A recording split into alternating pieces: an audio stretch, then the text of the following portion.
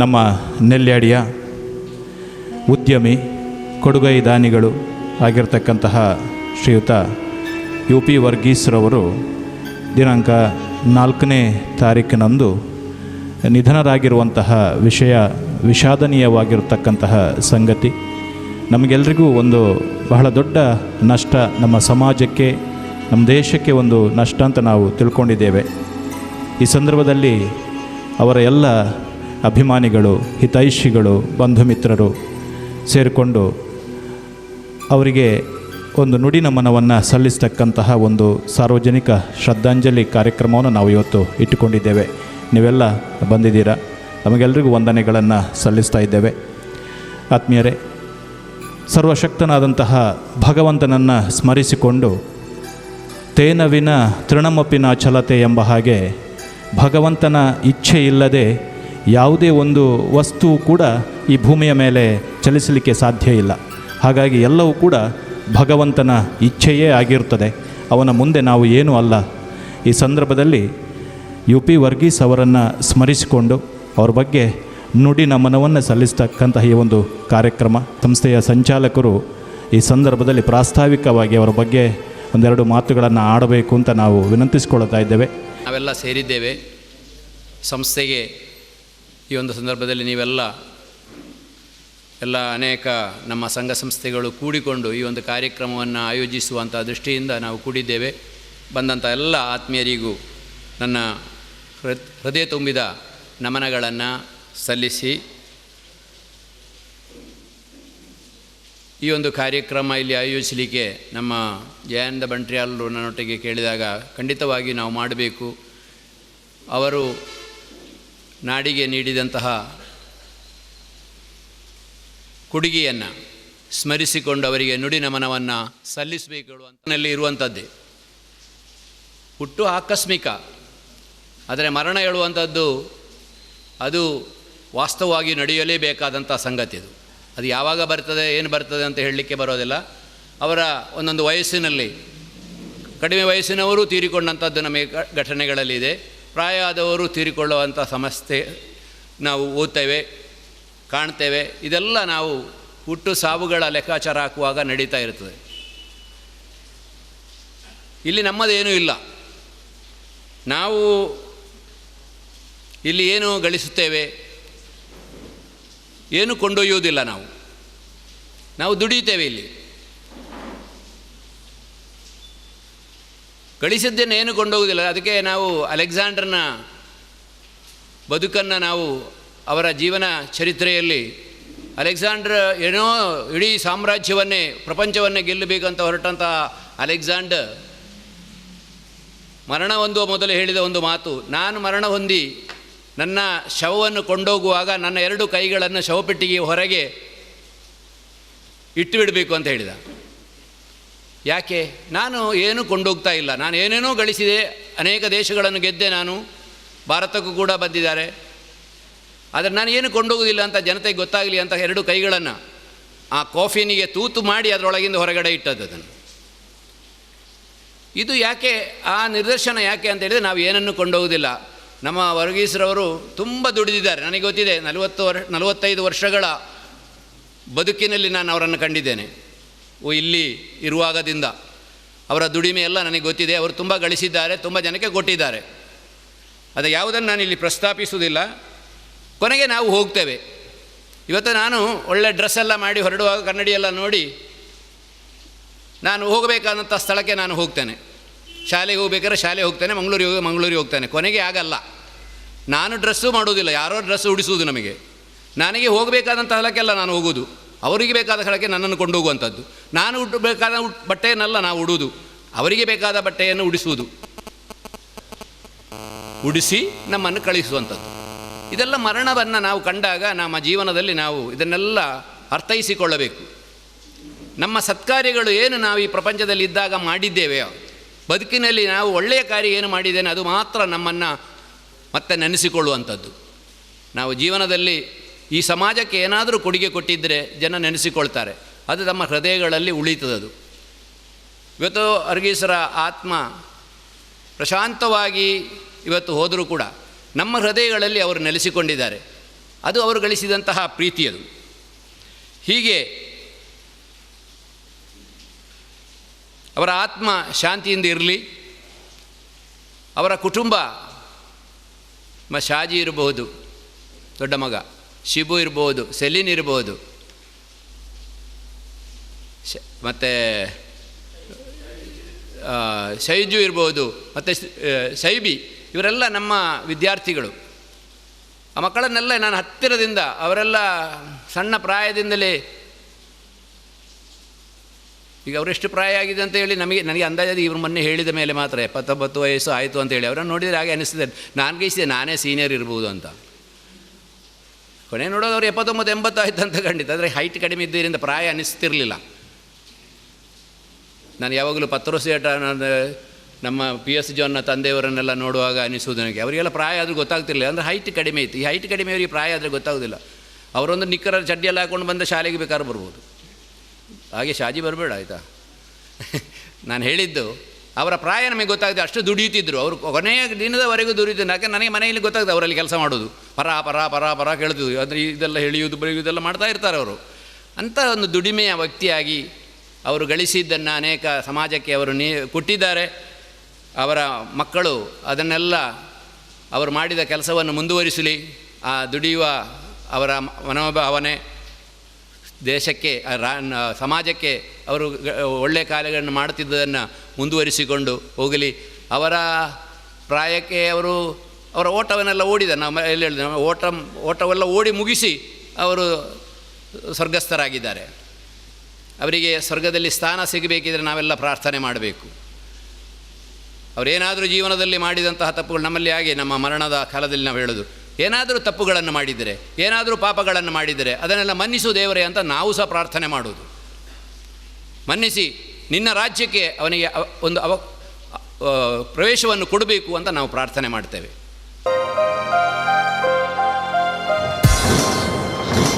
ಆತ್ಮೀಯರೇ, ಕೊಟ್ಟದ್ದು ತನಗೆ ಬಚ್ಚಿಟ್ಟದ್ದು ಪರರಿಗೆ ಅಂತ ಹೇಳ್ತಕ್ಕಂಥ ಒಂದು ಮಾತಿದೆ. ಬಹುಶಃ UP ವರ್ಗೀಸ್ರವರು ಬಚ್ಚಿಟ್ಟದ್ದಕ್ಕಿಂತ ಕೊಟ್ಟದ್ದೇ ಜಾಸ್ತಿ. ಬಹುಶಃ ನನಗೂ ಕೂಡ ಸ್ವಂತ ಅನುಭವ ಇದೆ. ಹೋದವರನ್ನು ಯಾರನ್ನೂ ಕೂಡ ಬರಿಗೈಯಲ್ಲಿ ಕಳಿಸದೇ ಇರತಕ್ಕಂತಹ ಒಬ್ಬ ವ್ಯಕ್ತಿಯವರು. ವರ್ಗೀಸ್ ಅವರ ಶ್ರದ್ಧಾಂಜಲಿ ಸಭೆಗೆ ಆಗಮಿಸಿದಂಥ ಎಲ್ಲರಿಗೂ ನಮಸ್ಕರಿಸಿಕೊಂಡು, ಈಗಾಗಲೇ ನಮ್ಮ ಅಧ್ಯಾಪಕರು ಹೇಳಿದಾಗೆ UP ವರ್ಗೀಸ್ ಅಂತ ಹೇಳಿದರೆ ಇಲ್ಲಿ ನೆಲ್ಲಿಯಾಡಿಯಲ್ಲಿ ಒಂದು ರಬ್ಬರ್ ವರ್ಗೀಸ್ ಅಂತ ಹೇಳಿ ಅವರು UP ವರ್ಗೀಸಿಗಿಂತಲೂ ಹೆಚ್ಚು ರಬ್ಬರ್ ವರ್ಗೀಸ್ ಅಂತ ಹೆಸರು ಗಳಿಸಿದಂಥ ಒಬ್ಬ ವ್ಯಕ್ತಿ. ಬಹುಶಃ ನಮಗೆಲ್ಲ ತಿಳಿದಿರುವ ಹಾಗೆ ಇಲ್ಲಿ ಬಂದಿರತಕ್ಕಂಥ ಎಲ್ಲರಿಗೂ ಕೂಡ ರಬ್ಬರ್ ವರ್ಗೀಸ್ ಯಾರು ಏನು ಎತ್ತ ಅಂತ ಎಲ್ಲರಿಗೂ ಕೂಡ ಗೊತ್ತಿರುವಂಥ ವಿಷಯ. ಬಹುಶಃ ಅದರ ಬಗ್ಗೆ ವಿಶೇಷವಾಗಿ ಹೇಳಬೇಕಾಗಿಲ್ಲ.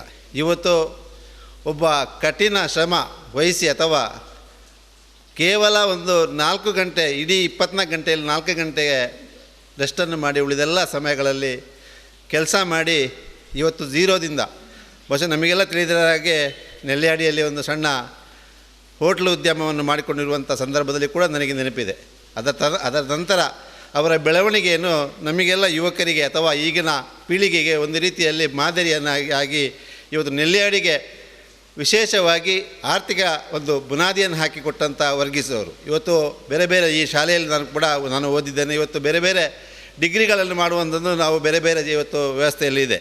ಆದರೆ ಒಂದು ಈ ಮಾರ್ಕೆಟಿಂಗ್ ಬಿಸ್ನೆಸ್ ಅಥವಾ ಬಿಸ್ನೆಸ್ ಮಾರ್ಕೆಟಿಂಗ್ ಅಂತ ಮಾಡಿದಂಥ ಅಥವಾ ಡಬಲ್ ಡಿಗ್ರಿ ಮಾಡಿದ್ದಕ್ಕಿಂತ ಕೂಡ ಹೆಚ್ಚಿಗೆ ಇವತ್ತು ಒಂದು ಕಡಿಮೆ ವಿದ್ಯಾಭ್ಯಾಸ ಇದ್ದರೂ ಕೂಡ ಇವತ್ತು ಉದ್ದಿಮೆಯಲ್ಲಿ ಎಲ್ಲರನ್ನು ಮೀರಿಸಿ ಇವತ್ತು ಬೆಳೆದಿರುವಂಥ ಒಂದು ವ್ಯವಸ್ಥೆ ಇವತ್ತು ರಬ್ಬರ್ ವರ್ಗೀಸ್ರವರು ನಾವು ಇವತ್ತು ಕಾಣ್ತಾ ಇದ್ದೇವೆ. ಅದರೊಟ್ಟಿಗೆ ವಿಶೇಷ ಏನು ಅಂತ ಹೇಳಿದರೆ, ಅವರು ಒಂದು ಕ್ರಿಶ್ಚಿಯಾನಿಯಾಗಿ ಈ ಸಮಾಜದಲ್ಲಿ, ಯಾಕಂತ ಹೇಳಿದರೆ ನಮ್ಮ ಈ ಸುತ್ತಮುತ್ತಲಿನ ನೆಲ್ಯಾಡಿ ಸುತ್ತಮುತ್ತಲಿನಲ್ಲೂ ಇವತ್ತು ಕ್ರಿಶ್ಚಿಯನ್ನು ಅಥವಾ ಹಿಂದೂ ಮುಸ್ಲಿಮ್ಸು ಎಲ್ಲರೂ ಇರುವಂಥ ಎಲ್ಲರೂ ಒಟ್ಟಿಗೆ ಬೆಳೆಯುವಂಥ ಈ ಸಂದರ್ಭದಲ್ಲಿ ಎಲ್ಲರನ್ನೂ ಕೂಡ ಆತ್ಮೀಯವಾಗಿ ಇವತ್ತು ಅವರು ಪರಿಗಣಿಸಿ, ಬಹುಶಃ ಇವತ್ತು ಹಿಂದೂ ಧರ್ಮಕ್ಕೂ ಕೂಡ ಅಷ್ಟೇ. ಇವತ್ತು ನಾನು ತಿಳಿದ ಹಾಗೆ ಇವತ್ತು ಅಯ್ಯಪ್ಪ ಬೆಟ್ಟ ಒಂದು ಭಜನಾ ಮಂದಿರ ಇತ್ತು. ಈಗೆಲ್ಲ ಬಹುಶಃ ಅದಕ್ಕೆ ಅಭಿವೃದ್ಧಿಗೆ ಪೂರಕವಾಗಿ ಕೆಲಸ ಬೇರೆ ಬೇರೆ ಎಲ್ಲ ಹಣದ ಕ್ರೋಢೀಕರಣ. ಆದರೆ ಅವತ್ತು ಎಲ್ಲ ಕಾರ್ಯಕ್ರಮಗಳಿಗೂ ಕೂಡ ಇವರ ದೇಣಿಗೆ ಭಾಳಷ್ಟು ಹೆಚ್ಚಿಗೆ ಕೊಡುವಂಥ ಒಬ್ಬ ವ್ಯಕ್ತಿ ಇದ್ದರೆ ಅದು ಅವತ್ತು ರಬ್ಬರ್ ವರ್ಗೀಸ್ರವರು. ಅವರ ಈ ಒಂದು, ಯಾಕಂದರೆ ಈಗಾಗಲೇ ಹುಟ್ಟು ಮತ್ತು ಸಾವು ಖಂಡಿತವಾಗಿಯೂ ಆಗಬೇಕಾಗಿದೆ. ಆದರೆ ಅವರ ಒಂದು ರೀತಿಯ ಪರಿಶ್ರಮದಿಂದ ಇವತ್ತು ನಾವೆಲ್ಲ ಈ ಭಾಗದಲ್ಲಿ ಎಲ್ಲರಿಗೂ ಕೂಡ ಒಂದು ಪ್ರೇರಣೆ ಆಗಿದೆ. ಝೀರೋದಿಂದ ಬಂದು ಇವತ್ತು ಹೀರೋ ಆಗಿ ಬಹುಶಃ ಎಲ್ಲರ ಮನಸ್ಸಲ್ಲಿ ನೆಲೆಸಿದಂಥ ಅವರ ಇವತ್ತು ರಬ್ಬರ್ ವರ್ಗೀಸ್ ಅವರ ಆತ್ಮಕ್ಕೆ ಇವತ್ತು ಒಳ್ಳೆಯ ಆ ದೇವರು ಒಳ್ಳೆಯ ಸ್ಥಾನಮಾನವನ್ನು ಕೊಡಲಿ. ಅದೇ ರೀತಿ ಅವರ ಎಲ್ಲ ಕುಟುಂಬದವರಿಗೂ ಕೂಡ ಅವರನ್ನು ಕಳೆದುಕೊಂಡಂಥ ಶಕ್ತಿಯನ್ನು ದೇವರು ಕೊಡಲಿ ಅಂತ ಈ ಸಂದರ್ಭದಲ್ಲಿ ಆಶಿಸಿಕೊಂಡು ಶಾಂತಿಯನ್ನು ಕೋರಿ ಈ ಸಂದರ್ಭದಲ್ಲಿ ಅವರಿಗೆ ದೇವರು ಒಳ್ಳೆಯದು ಮಾಡಲಿ ಅಂತ ಈ ಸಂದರ್ಭದಲ್ಲಿ ಹೇಳಿಕೊಂಡು ಧನ್ಯವಾದಗಳು.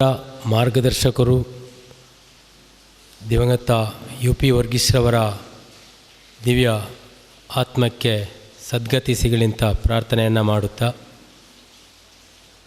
ಬಹುಶಃ ನೆಲ್ಯಾಡಿ ಭಾಗದಲ್ಲಿ ಸಂಘ ಸಂಸ್ಥೆಗಳು ಅಥವಾ ಸಾರ್ವಜನಿಕರು ಏನಾದರೂ ಇವತ್ತು ನೆಲ್ಯಾಡಿಗೆ ಹೆಸರು ಬಂದಿದ್ದರೆ ಯು ಪಿ ವರ್ಗೀಸರ ಆ ಒಂದು ಸಹಕಾರ, ಮಾರ್ಗದರ್ಶನ, ಒಂದು ಶಕ್ತಿ ಅಂತ ಹೇಳಲಿಕ್ಕೆ ಇವತ್ತು ನನಗೆ ಸ್ವರ ಬರ್ತಾ ಇಲ್ಲ. ಯಾಕೆ ಅಂತ ಹೇಳಿದರೆ ಒಬ್ಬ ಅದ್ಭುತ ವ್ಯಕ್ತಿಯನ್ನು ನಾವು ಇವತ್ತು ಕಳ್ಕೊಂಡಿದ್ದೇವೆ. ಇವತ್ತು ಜಯಾನಂದ ಬಂಟ್ರಿಯಾಲ್ ಯಾವ ಸಂಸ್ಥೆ, ಯಾವ ಸಂಘ ಸಂಸ್ಥೆಯಲ್ಲಿ ಇದ್ದರೂ ಕೂಡ ಏನಾದರೂ ಒಂದು ಹೆಸರು ಬಂದಿದ್ದರೆ ಅದರ ಹಿಂದೆ ನನಗೆ ಬಳಗೈಯಾಗಿ ಶಕ್ತಿಯನ್ನು ಕೊಟ್ಟವರು ಯು ಪಿ ವರ್ಗೀಸ್ರವರು. ನಾನು ಜೆ ಸಿಯಲ್ಲಿದ್ದೆ. ಗೆಳೆಯರ ಬಳಗ ಒಂದು ಸ್ವಲ್ಪ ಸಮಯ ಮೊಸರು ಕುಡಿಕೆ ಕಾರ್ಯಕ್ರಮ ಆಗಿ ಒಂದು 10 ವರ್ಷ ತಟಸ್ಥ ಆಗಿತ್ತು. ಆ ಸಂದರ್ಭದಲ್ಲಿ ಅದನ್ನು ಮತ್ತೆ ಮುಂದುವರಿಸಬೇಕಂತೇಳಿ ಪ್ರಪ್ರಥಮವಾಗಿ ನಾವೆಲ್ಲ ಗೆಳೆಯರ ಬಳಗದವರು ಸೇರಿಕೊಂಡು ಯು ಪಿ ವರ್ಗೀಸ್ರಲ್ಲಿ ಕೇಳಿದಾಗ ಮೊದಲು ಶಕ್ತಿಯನ್ನು ಕೊಟ್ಟವರು ಅವರು. ಅದು ಎಷ್ಟು ಎತ್ತರಕ್ಕೆ ಬೆಳೆಯಿತು ಅಂತ ಹೇಳಿದರೆ, ದಶಮಾನೋತ್ಸವ ಸಂದರ್ಭದಲ್ಲಿ ಒಂದು ದೊಡ್ಡ ವೇದಿಕೆ ನಿರ್ಮಾಣ ಮಾಡಲಿಕ್ಕೆ ಸಹಕಾರಿಯಾಯಿತು ಅಂತ ಹೇಳಿದರೆ ಅದಕ್ಕೆ ಯು ಪಿ ವರ್ಗೀಸ್ರವರು ಕಾರಣ. ಬಂಧುಗಳೇ, ಶ್ರೀಮಂತರು ಎಷ್ಟೋ ಇರಬಹುದು, ಆದರೆ ಕೊಡುವಂತಹ ಶ್ರೀಮಂತರು ಬಹಳ, ಆ ಹೃದಯ ಶ್ರೀಮಂತರು ಕಡಿಮೆ. ನಮ್ಮಲ್ಲಿ ಏನಿಲ್ಲ, ನಾವು ಕೃಷಿಕರು, ನಾವೇನಾದರೂ ಮಾಡಬೇಕು ಎಂಬ ಒಂದು ಮನಸ್ಸಿದೆ. ಆ ಮನಸ್ಸಿಗೆ ಒಂದು ಪ್ರೇರೇಪಣೆ ಕೊಡುವವರು ಇಂತಹ ಒಂದು ಶಕ್ತಿ ಅಂತ ಹೇಳಲಿಕ್ಕೆ ನನಗೆ ಈ ಸಂದರ್ಭದಲ್ಲಿ ಬಹಳ ಒಂದು ರೀತಿಯಲ್ಲಿ ನನಗೆ ಎಲ್ಲಿಯೂ ಕೂಡ ಹೇಳಲಿಕ್ಕೆ ಸಂತೋಷವಾಗ್ತಾಯಿದೆ. ನಾವು ಯಾವುದೇ ಕಾರ್ಯಕ್ರಮ ಮಾಡುವಾಗ ಯು ಪಿ ವರ್ಗೀಸ್ರವರು ಹೇಗೆ ಇದ್ದರು, ಹೇಗೆ ಬಂದರು, ಮೊದಲು ಯಾವ ರೀತಿಯಲ್ಲಿದ್ದರು ಎಲ್ಲ ಹೇಳ್ತಾಯಿದ್ರು, ಕೇಳ್ತಾ ಇದ್ದೇವೆ ನಾವು. ಒಂದು ಸಣ್ಣ ವಸ್ತುವಿನಲ್ಲಿ ಬಿಸಾಡುವ ವಸ್ತು ಇದ್ದರೂ ಕೂಡ ಅದು ಬೇಕು, ಅದನ್ನು ಬಿಸಾಡಬೇಡ ಅಂತ ಹೇಳುವವರು. ಒಂದು ರಬ್ಬರ್, ಇವತ್ತು ರಬ್ಬರ್ ಬೆಳೆಗಾರರು ಕೇರಳದಿಂದ ಬಂದು ಒಂದು ದೊಡ್ಡ ರಬ್ಬರ್ ವಲಯವೇ ಆಗಿದೆ ಅಂತ ಹೇಳಿದರೆ, ಆ ರಬ್ಬರ್ ಮೊದಲು ನಾವೆಲ್ಲ ಆ ರಬ್ಬರ್ ಅದು ಯಾಕೆ ಅಂತ ಹೇಳಿ ಅದು ಕೇರಳದವರಿಗೆ ಮಾತ್ರ ಅಂತ ಇತ್ತು. ಆದರೆ ಯು ಪಿ ವರ್ಗೀಸ್ರವರು ನೆಲ್ಯಾಡಿಗೆ ಬಂದು ಆ ರಬ್ಬರ್ ಎಲ್ಲಿ, ಆ ರಬ್ಬರಿನ ಗಿಡದಲ್ಲಿ ಏನಾದರೂ ಅದರಲ್ಲಿ ಬೇಡದ ವಸ್ತುಗಳಿದ್ದರೆ ಅದಕ್ಕೂ ದುಡ್ಡು ಸಿಗ್ತದೆ ಅಂತ ಹೇಳಿ ಆ ಜನರನ್ನು ಮತ್ತೆ ಹುರಿದುಂಬಿಸಿ ಅವರಿಗೆ ಸಾಲ ಕೊಟ್ಟು ರಬ್ಬರ್ ಬೆಳೆಸಲಿಕ್ಕೆ ಕೂಡ ಶಕ್ತಿ ಕೊಟ್ಟವರವರಂತೆ. ಮತ್ತು ಅವರು ನಮಗೆಲ್ಲ ರೀತಿಯಲ್ಲೂ ಕೂಡ, ನನಗೆ ಅಂತೂ ಬಹಳಷ್ಟು, ನಾನು ಯಾರನ್ನು ಕರ್ಕೊಂಡು ಹೋದರೂ ಅವರ ಮನೆಯವರು ಕೂಡ, ಅವರ ಧರ್ಮಪತ್ನಿ ಇರ್ಬೋದು, ಮಕ್ಕಳಿರ್ಬೋದು, ಬಂಟ್ರಿಯಲ್ಲಿ ಬಂದರು ಏನೋ ಇವತ್ತು ಇರ್ಬೋದು ಅಂತ ಕೇಳ್ತಾ ಇದ್ದರು. ಆದರೆ ಒಬ್ಬರೇ ಒಬ್ಬರು ಕೂಡ, ಯಾರು ಕೂಡ ಅವರ ಕುಟುಂಬಸ್ಥರು ಯಾಕೆ ಇದನ್ನೆಲ್ಲ ಕೊಡ್ತೀರಿ, ಪದೇ ಪದೇ ನೀವೇ ಕೊಡ್ತೀರಲ್ಲ ಅಂತ ಯಾರು ಕೇಳುವುದಿಲ್ಲ. ಯಾಕೆಂತೇಳಿದರೆ, ಈಗ ನಾನು ಕೊಟ್ಟರೆ ನನ್ನ ಹೆಂಡತಿ ಹೇಳ್ತಾಳೆ ಇರಿಗಿದಾನೆ ಮರಲ್ಲ ಅಂತ ಕೇಳ್ತಾರೆ, ಯಾಕೆ ಇನ್ನೂ ಕೂಡ ದಾನ ಕೊಡ್ತೀರಲ್ಲ ಅಂತ. ಅಂದರೆ ಆ ಮನೆಯವರ ಮನಸ್ಸು ಕೂಡ ಅಷ್ಟು ಚಂಚಲವಾಗಿ ಉಂಟು. ಅವರು ಕೂಡ ಅದಕ್ಕೆ ಪ್ರೋತ್ಸಾಹ ಕೊಡ್ತಾಯಿದ್ರು ಅಂತ ಹೇಳುವುದಕ್ಕೆ ವರ್ಗೀಸ್ರವರ ಆ ಒಂದು ಕುಟುಂಬಸ್ಥರನ್ನು ಕೂಡ ನಾವು ನೆನೆಯಬೇಕಾಗ್ತದೆ. ಬಂಧುಗಳೇ, ಇವತ್ತು ನಾವು ಗೆಳೆಯರ ಬಳಗದ ವೇದಿಕೆ ಮಾಡುವ ದಶಮಾನ ಸಂದರ್ಭದಲ್ಲಿ ಇದ್ದಾರೆ ನಮ್ಮ ರತ್ನಾಕರ್ ಶೆಟ್ಟರು ಅಥವಾ ಬಾಲಕೃಷ್ಣ ಗೌಡ, ಆ ಸಂದರ್ಭದ ಅಧ್ಯಕ್ಷರು ಮೋಹನ್ ಎಲ್ಲ ಇದ್ದಾರೆ. ಆ ವೇದಿಕೆಗೆ 5 ಲಕ್ಷ ರೂಪಾಯಿಗಿಂತಲೂ ಹೆಚ್ಚು ಆಗ್ತದೆ ಅಂತ ಹೇಳಿದಾಗ, ಅವರಲ್ಲಿ ಕೇಳಿದಾಗ ಅವರು ಹೇಳಿದರು, ನೀವು ಮೊದಲು ಊರಿನ ನಮ್ಮ ನೆಲ್ಯಾಡಿಯಲ್ಲಿ ಯಾರು ಕಡಿಮೆ ಇದ್ದಾರೆ ಕೇಳಿ, ಎಷ್ಟೆಲ್ಲ ಕೊಡ್ತಾರೆ ನೋಡುವ, ಬಾಕಿದಕ್ಕೆ ನಾನು ಇದ್ದೇನೆ ಅಂತ ಹೇಳಿದರು. ನಾವೆಲ್ಲ ಸುತ್ತುವರಿದರೂ ಕೂಡ ದೊಡ್ಡ ಅಮೌಂಟ್ ನಮಗೆ ಬರಲಿಲ್ಲ. ನಾನು ಹೋಗಿ ಪೂಜ್ಯ ಕಾವಂದರು 1 ಲಕ್ಷ ಕೊಡ್ತಾರಂತೆ ಅಂತ ಹೇಳಿದೆ. ಅದಕ್ಕೆ ಅವರು ಒಂದೇ ಒಂದು ಮಾತು ಹೇಳಿದರು, ಇವತ್ತು ನನಗೆ ಒಂದು ಎಷ್ಟು ದೈವ ಭಕ್ತರು, ಎಷ್ಟೋ ಅವರು ಧರ್ಮಕ್ಕೆ ಅಥವಾ ಎಲ್ಲರಿಗೆ ಸಹಕಾರ ಕೊಡ್ತಾರೆ, ಅವರಲ್ಲಿ ಯಾವ ರೀತಿಯ ಮನಸ್ಥಿತಿ ಇದೆ ಅಂತ ಹೇಳುವುದಕ್ಕೆ ಒಂದು ಉದಾಹರಣೆ ಕೊಡ್ತೇನೆ. ಅವರು ಹೇಳಿದ್ದೆಷ್ಟೇ, ವೀರೇಂದ್ರ ಹೆಗ್ಡೆ ಅವರು 1 ಲಕ್ಷ ಕೊಟ್ಟರೆ ನಾನು 1 ರೂಪಾಯಿ ಕಡಿಮೆ ಕೊಡ್ತೇನೆ, ಅವರಿಗಿಂತ ದೊಡ್ಡವನು ನಾನಲ್ಲ ಅಂತ ಹೇಳಿದರು.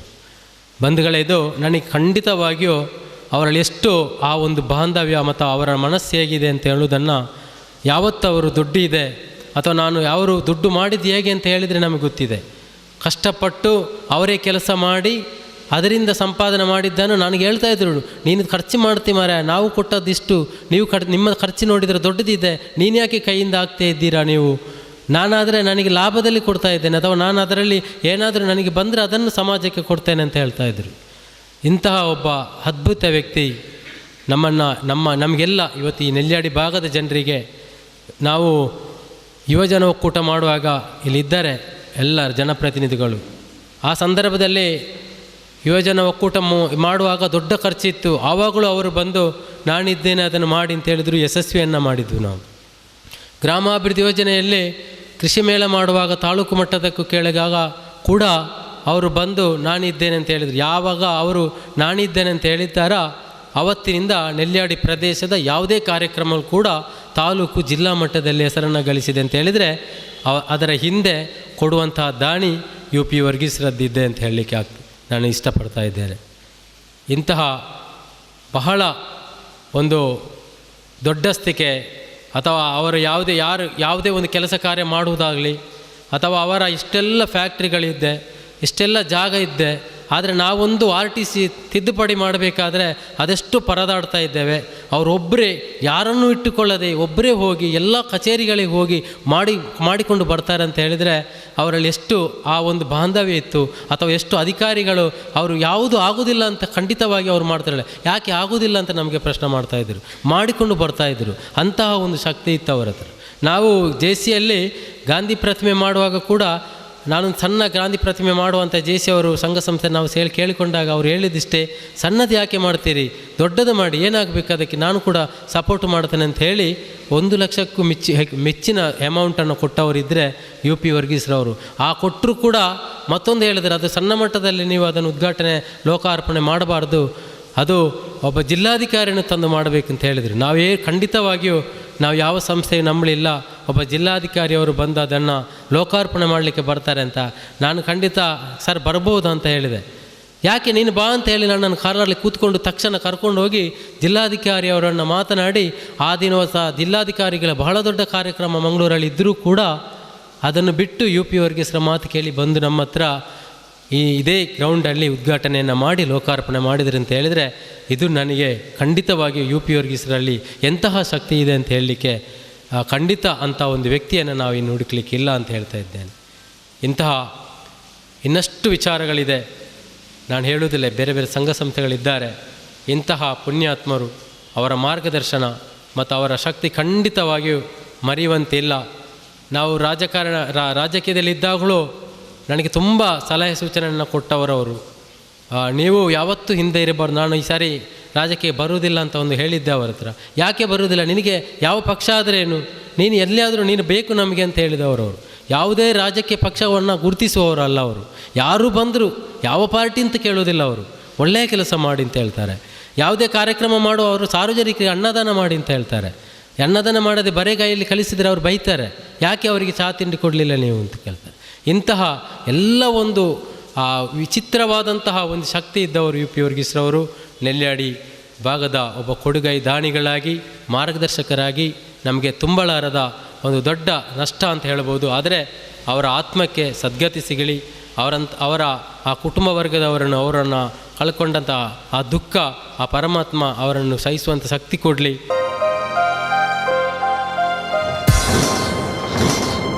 ನನಗೆ 1984ರಿಂದ ಅವರ ಪರಿಚಯ. ನಾನು ಅದರ ಮೊದಲು ನೆಲ್ಯಾಡಿಗೆ ಬಂದು ಹೋಗ್ತಿದ್ದೆ. ನಾನು ಶಿರಾಡಿಯ ಉದನೆಯಲ್ಲಿ ನೆಲೆಸಿದ್ದೆ. ನನಗೆ ಇಲ್ಲಿ ಒಂದು ಆಸ್ತಿ, ಅಂದರೆ ಸರ್ಕಾರದಿಂದ ನೇವಿಯ ಥ್ರೂ ಒಂದು ಆಸ್ತಿ ಸಿಕ್ಕಿತು. ಆ ಜಾಗದಲ್ಲಿ ಕೃಷಿಗಳನ್ನು ನೋಡಿಕೊಳ್ಳಲಿಕ್ಕೆ ನಾನು ಬಂದು ಹೋಗ್ತಿದ್ದೆ. ಆ ಟೈಮಿನಲ್ಲಿ ನಾನು ಇವರ ಕುಟುಂಬವನ್ನು ನೋಡಿದ್ದೇನೆ. ಆದರೆ 1984ರಲ್ಲಿ ನಾನು ಇಲ್ಲಿ ಬಂದು ಮನೆ ಕಟ್ಟಿ ಇಲ್ಲಿ ವಾಸ ಆರಂಭಿಸಿದೆ.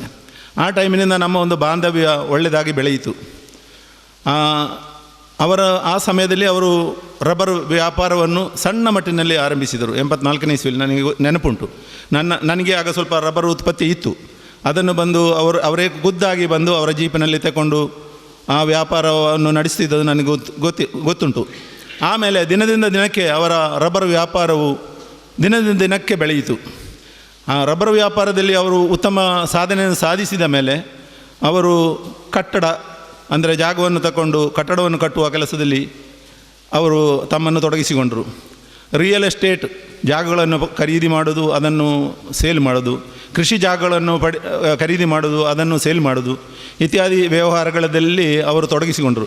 ಎಲ್ಲ ವ್ಯವಹಾರಗಳಲ್ಲಿ ನನಗೆ ಒಂದೇ ಹೇಳಲಿಕ್ಕಿರೋದು, ಅವರು ಹಿಂದೆ ನೋಡಿದ್ದೇ ಇಲ್ಲ.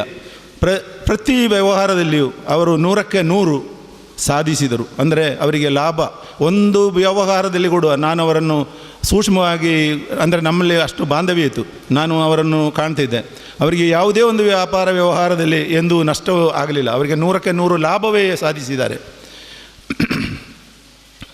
ಅವರು ಒಂದು ದಿನ ನನಗೆ ಹೇಳಿದರು, ಹೀಗೆ ಮಾತನಾಡುವಾಗ, ನೆಲ್ಯಾಡಿಯ ಅಭಿವೃದ್ಧಿಗೆ ಆವಾಗಲೇ ಕೆನರಾ ಬ್ಯಾಂಕ್ ಇತ್ತು, ಕಾರ್ಪೊರೇಷನ್ ಬ್ಯಾಂಕು ಬಂತು, ಫೆಡರಲ್ ಬ್ಯಾಂಕ್. ಅವರಿಗೆ ಫೆಡರಲ್ ಬ್ಯಾಂಕ್ನಲ್ಲಿ ಒಳ್ಳೆಯ ವ್ಯವಹಾರ ಇತ್ತು. ಮಂಗಳೂರಿಗೆ ಹೋಗ್ತಿದ್ರು. ಒಂದು ದಿನ ನಾವಿಬ್ಬರು ಒಟ್ಟಿಗೆ ಒಂದು ಅಗತ್ಯಕ್ಕೆ ಫೆಡರಲ್ ಬ್ಯಾಂಕ್ ಮ್ಯಾಂಗ್ಳೂರು ಬ್ರಾಂಚಿಗೆ ಹೋಗಿದ್ದೆವು. ಆಗ ಅವರು ಹೇಳಿದರು, ನಮಗೆ ನೆಲ್ಯಾಡಿಯಲ್ಲಿ ಒಂದು ಬ್ರಾಂಚ್ ಓಪನ್ ಆಗಬೇಕು. ಒಂದು ಬ್ರಾಂಚ್ ಓಪನ್ ಆದರೆ ಮಾತ್ರ ನಮ್ಮ ವ್ಯವಹಾರಗಳಿಗೆ ಒಳ್ಳೆಯ ಸ್ಪಂದನೆ ಸಿಗ್ತದೆ.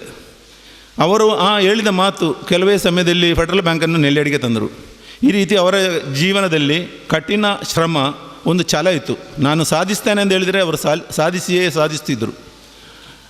ಇನ್ನು ನಮ್ಮಲ್ಲಿ ಅಷ್ಟೊಂದು ಬಾಂಧವ್ಯ ಇತ್ತಂದರೆ ಕ್ರಮೇಣ ಒಂದು ದಿನ ಅವರು ಒಂದು ಮದುವೆ ಪ್ರಪೋಸಲ್ ನನ್ನ ಮುಂದಿಟ್ಟರು. ನನ್ನ ಮಿಸಸ್ಸಿನ ಸಣ್ಣ ತಮ್ಮ, ಕಿರಿಯ ತಮ್ಮನಿಗೆ ಅವರ ಕಿರಿಯ ಮಗಳನ್ನು ಮದುವೆ ಮಾಡಿಸುವ ಒಂದು ಪ್ರಪೋಸಲ್ ಇಟ್ಟರು. ಆಗ ನನಗೆ ಅದರಲ್ಲಿ ಒಳ್ಳೆಯ ತೃಪ್ತಿ ಕಂಡಿದ್ದು. ನಾನು ಅದನ್ನು ಶಿಫಾರಸು ಮಾಡಿದೆ, ನನ್ನ ಫಾದರ್ಲೋಗೆ ಶಿಫಾರಸು ಮಾಡಿದೆ. ಆ ಮದುವೆಯು ನಡೆಯಿತು. ಈಗ ಅವರದ್ದು ಒಂದು ಒಳ್ಳೆಯ ಕುಟುಂಬ ಜೀವನ ನಡೀತಾ ಉಂಟು. ಒಬ್ಬ ಅಡ್ವೊಕೇಟ್, ಇವರು ಉದನೆಯಲ್ಲಿ ನೆಲೆಸಿದ್ದಾರೆ. ಇವರ ಬಗ್ಗೆ ಇನ್ನೂ ಹೆಚ್ಚು ಹೇಳುತ್ತಾ ಹೋದರೆ ಸಮಯ ಹೋಗ್ತದೆ. ಆದರೆ ಇವರ ಈ ಸಾಧನೆಗಳನ್ನು ಇನ್ನು ಮುಂದಕ್ಕೆ, ಅವರ ಈ ಸಾಮ್ರಾಜ್ಯವನ್ನು ಅವಳು ಬಹಳ ಕಷ್ಟಪಟ್ಟು ಕಟ್ಟಿದ್ದಾರೆ. ನನಗೆ ಅವರ ಒಂದೊಂದು ಬೆಳವಣಿಗೆಯು ನನಗೆ ಗೊತ್ತಿರುವುದರಿಂದ ನಾನು ಹೇಳೋದು, ಆ ಸಾಮ್ರಾಜ್ಯವನ್ನು ಅವರ ಮಕ್ಕಳು ಉಳಿಸಿ ಬೆಳೆಸಿ ಅವರ ಆತ್ಮಕ್ಕೆ ಶಿರಶಾಂತಿ ಸಿಗುವಂತೆ ಅವರು ಮಾಡಲಿ. ಅದಕ್ಕೆ ದೇವರು ಅವರ ಕುಟುಂಬಸ್ಥರ ಎಲ್ಲರನ್ನು ಧಾರಾಳವಾಗಿ ಅನುಗ್ರಹಿಸಲಿ. ಈ ಸಂದರ್ಭದಲ್ಲಿ ಇಲ್ಲಿ ಸೇರಿರುವ ಎಲ್ಲರಿಗೂ ನಾನು ಶುಭವನ್ನು ಹಾರೈಸಿ ನನ್ನ 2 ಮಾತುಗಳಿಂದ ನಿರ್ಮಿಸ್ತೇನೆ. UP ವರ್ಗೀಸ್ರವರು ನಾನು ಸುಮಾರು ವರ್ಷಗಳಿಂದ ನೋಡ್ತಾ ಇದ್ದೇನೆ. ಆದರೆ ಅವರ ಮಗಳನ್ನು ಬಿಟ್ಟರೆ ಬೇರೆ ನನಗೆ ಅಷ್ಟು ಪರಿಚಯ ಕಡಿಮೆ. ಆದರೆ UP ವರ್ಗೀಸ್ರ ಬಗ್ಗೆ ಹೇಳುವುದಾದರೆ, JCಯ ವಿಚಾರವಾಗಿ ಹೇಳುವುದಾದರೆ, ನಾನು JCಯಲ್ಲಿ ಈ ಊರಿಗೆ ಬಂದಾಗಿನಿಂದ JCಯಲ್ಲಿದ್ದೇನೆ. ಪ್ರತಿ ವರ್ಷ ಕೂಡ ಅವರು JCಗೆ ಉತ್ತಮವಾದಂತಹ ಕೊಡುಗೆಗಳನ್ನು ನೀಡ್ತಾ ಬಂದಿದ್ದಾರೆ. ಎಲ್ಲರಿಗೂ ಕೂಡ ಪ್ರೋತ್ಸಾಹವನ್ನು ನೀಡಿದ್ದಾರೆ. ಅದೇ ರೀತಿ ನಮ್ಮ ಕುಟುಂಬದ ವಿಚಾರವಾಗಿ ಹೇಳುವುದಾದರೆ, ಅವರ ಮಕ್ಕಳಿಗೆ ಗೊತ್ತಿರಲಿಕ್ಕಿಲ್ಲ. ಆದರೆ ನಮ್ಮ ಆಯಿಲ್ ಮಿಲ್ ಮುದಳೆ ತಿಮ್ಮಪ್ಪ ಗೌಡರ ಬಿಲ್ಡಿಂಗಲ್ಲಿರುವಾಗ ಈ ಕಡೆ ಅವರದ್ದೊಂದು ಕಟ್ಟಡದಲ್ಲಿ ಈ ಕಾಡುತ್ಪತ್ತಿಗಳನ್ನೆಲ್ಲ ಮಾರುವಂತಹ ಒಂದು ಅಂಗಡಿ ಇತ್ತು. ಅದರಲ್ಲಿ ಅಚ್ಚ ಕುഞ്ഞಿ ಅಂತ ಒಬ್ಬರು ಇದ್ದರು. ನನಗೆ ಅಷ್ಟು ಹತ್ತಿರದಿಂದ ಪರಿಚಯ ಇಲ್ಲ. ಆದರೂ ಕೂಡ ಅಂಥ ಸಂದರ್ಭದಲ್ಲಿ ಆ ಒಂದು ಕಟ್ಟಡವನ್ನು ನಾವು ಸ್ವಲ್ಪ ಭಾಗವನ್ನು ನಾವು ಮುದಳೆ ತಿಮ್ಮಪ್ಪ ಗೌಡರ ಕೈಯಿಂದ ನಾವು ಪರ್ಚೇಸ್ ಮಾಡಿದ್ದೆವು. ಆಗ ಅದು ನಮ್ಮ ಸ್ವಂತ ಆಗಿತ್ತು. ಇನ್ನು ಶಾಲೆಗಳ ಬಗ್ಗೆ ಹೇಳುವುದಾದರೆ, ನಾನು ಹೊಸಮಜಲು ಶಾಲೆಯಲ್ಲಿ ಸೇವೆ ಸಲ್ಲಿಸ್ತಾ ಇರುವಂಥ ಸಂದರ್ಭದಲ್ಲಿ ಒಮ್ಮೆ ಕಡಬದ ಜೂನಿಯರ್ ಕಾಲೇಜಿನವರು NSS ಕ್ಯಾಂಪ್ ಮಾಡ್ತಾ ಇರುವಂಥ ಸಂದರ್ಭ. ಆಗ ಇವರು ಅತಿಥಿಯಾಗಿ ಬಂದಿದ್ದರು. ಈ ಮಕ್ಕಳು ಬುಟ್ಟಿಯಲ್ಲಿ ಮಣ್ಣು ಹೊತ್ತುಕೊಂಡು ಹೋಗಿ ಗ್ರೌಂಡನ್ನು ಅಗಲ ಮಾಡುವಂಥ ಕೆಲಸ ನಡೀತಾ ಇರುವಾಗ ಇವರು ಸುಮಾರು ಹೊತ್ತು ನೋಡಿ ಅವರ ಮನಸ್ಸಿಗೆ ಅನಿಸಿತ್ತು, ಈ ಮಕ್ಕಳು ಯಾಕೆ ಇಷ್ಟು ಕಷ್ಟಪಡಬೇಕು ಅಂತ ಅನಿಸಿತ್ತು. ಯಾಕೆಂದರೆ ಹಾರೆ ಪಿಕಾಸ್ ಈಗಿನ ಮಕ್ಕಳಿಗೆ ಅಷ್ಟು ಇದಿಲ್ಲ ಅಲ್ಲ. ಹಾಗಾಗಿ ಇದಕ್ಕೆ ಎಷ್ಟು ಖರ್ಚಾಗ್ಬೋದು ಅಂತ ಒಮ್ಮೆ ಅಲ್ಲಿ ನಮ್ಮೊಟ್ಟಿಗೆ ಎಲ್ಲ ಮಾತಾಡಿದರು. ಅಷ್ಟಾಗುವಾಗ ಕೊನೆಗೆ ಹೇಳಿದರು ಅವರು, ಒಂದು JCB ಧರಿಸಿ ಎಲ್ಲ ಕೆಲಸ ಒಮ್ಮೆಲೆ ಮುಗಿಸಿಬಿಡಿ ಅಂಥೇಳಿ ತಕ್ಷಣ ಅದರ ದುಡ್ಡಿನ ವ್ಯವಸ್ಥೆ ಎಲ್ಲವನ್ನು ಮಾಡಿದ್ದಾರೆ. ಮಕ್ಕಳು ಸಹ ಕೆಲಸ ಮಾಡಿದ್ದಾರೆ. ಅವರಿಗೆ 10 ದಿನದ ಕೆಲಸ ಆಗಲೇಬೇಕು. ಇವರು ಎಲ್ಲವನ್ನು ಮಾಡಿ ಹೊಸಮಜಲಿನ ಗ್ರೌಂಡನ್ನು ಸುಮಾರು ದೊಡ್ಡದು ಮಾಡಿಕೊಟ್ಟಿದ್ದಾರೆ. ಈ ಸಂದರ್ಭದಲ್ಲಿ ನಾನು ಅವರಿಗೆ ಆ ಒಂದು ರೀತಿಯ ಕೃತಜ್ಞತೆಯನ್ನು ಕೂಡ ಸಲ್ಲಿಸ್ತಾ ಇದ್ದೇನೆ. ಅದೇ ರೀತಿ ಕೊಣಲ್ ಶಾಲೆಯಲ್ಲಿ ಕೂಡ ನಾನು ಇರುವಾಗ ಅಲ್ಲಿ ಒಮ್ಮೆ ಸ್ಕೂಲ್ ಡೇಗೆ ನಾವು ಕರೆದೆವು. ಆಗ ನಿಜವಾಗಿ ಅವರನ್ನು ನಾವು ಕರೆದ ಮೇಲೆ ನಮಗೆ ಆಯಿತು, ಇವರನ್ನು ನಿಜವಾಗಿ ಕರಿಬಾರ್ದಿತ್ತು, ಯಾಕೆಂದರೆ ಅವರಿಗೆ ಅವತ್ತು ಅಸೌಖ್ಯ ಇತ್ತು. ಆದರೂ ಕೂಡ ನಮ್ಮ ಅಲ್ಲಿ ವರ್ಗೀಸ್ ಸರ್ ಅಂತ ಇದ್ದಾರೆ, ಅವರನ್ನು ಹೋಗಿ ಎಬ್ಬಿಸಿಕೊಂಡು ಪಾಪ ಬಂದಿದ್ದಾರೆ. ಆದರೆ ಕೂಡ ನಮ್ಮ ಒಂದು ಕರೆಗೆ ಬಂದು ಅವತ್ತು ಕೂಡ ನಮಗೆ ಶಾಲೆಗೆ ಸಹಾಯವನ್ನು ನೀಡಿದ್ದಾರೆ. ಅದೇ ರೀತಿ ಆದರೆ ಜೆ ಸಿಯಲ್ಲಿ ನಾನೀಗ ಜೆ ಸಿ ಅಧ್ಯಕ್ಷೆಯಾಗಿ ಹೇಳುವುದಂದರೆ ನನಗೊಂದು ಆಸೆ ಇತ್ತು, ನನ್ನ ಅವಧಿ ಮುಗಿಯೋದ್ರೊಳಗೆ ಅವರನ್ನೊಮ್ಮೆ ಕರಿಬೇಕು ಒಂದು ಕಾರ್ಯಕ್ರಮಕ್ಕೆ ಅಂತ. ಈಗ ನಮ್ಮ ಇನ್ನೂ ಕೂಡ ಸಪ್ತಾಹದವರೆಗೆ ಕೆಲವು ಕಾರ್ಯಕ್ರಮಗಳಿತ್ತು, ಆದರೆ ಅದೊಂದು ದುರದೃಷ್ಟ. ಅವರು ಇವತ್ತು ನಮ್ಮನ್ನೆಲ್ಲ ಆಗಲಿ ದೇವರ ಪಾದವನ್ನು ಸೇರಿದ್ದಾರೆ. ಆ ಒಂದು ಭಾಗ್ಯವನ್ನು ನಾನು ಕಳ್ಕೊಂಡಿದ್ದೇನೆ ಅಂತ ಹೇಳ್ಬೋದು. ಹಾಗೆ ಇಷ್ಟೊಂದು ಚಿಕ್ಕ ಗಾತ್ರದ ವ್ಯಕ್ತಿ ಇಷ್ಟೊಂದು ನಮ್ಮ ಊರಿನಲ್ಲಿ ಬೆಳಗಿದ್ದಾರೆ. ಎಷ್ಟೋ ಸಂಘ ಸಂಸ್ಥೆಗಳಿಗಿರ್ಬೋದು, ಬಡವರಿಗೆ ಎಲ್ಲರಿಗೆ ಕೂಡ ದಾನ ಮಾಡಿದಂತಹ ಒಬ್ಬ ವ್ಯಕ್ತಿ. ಇವರನ್ನು ಖಂಡಿತ ನಾವು ಸ್ಮರಿಸುವುದು ಒಂದು ಒಳ್ಳೆಯ ವಿಷಯ. ಹಾಗೆ ಅವರ ಆತ್ಮಕ್ಕೆ ದೇವರು ಚಿರಶಾಂತಿಯನ್ನು ಕರುಣಿಸಿ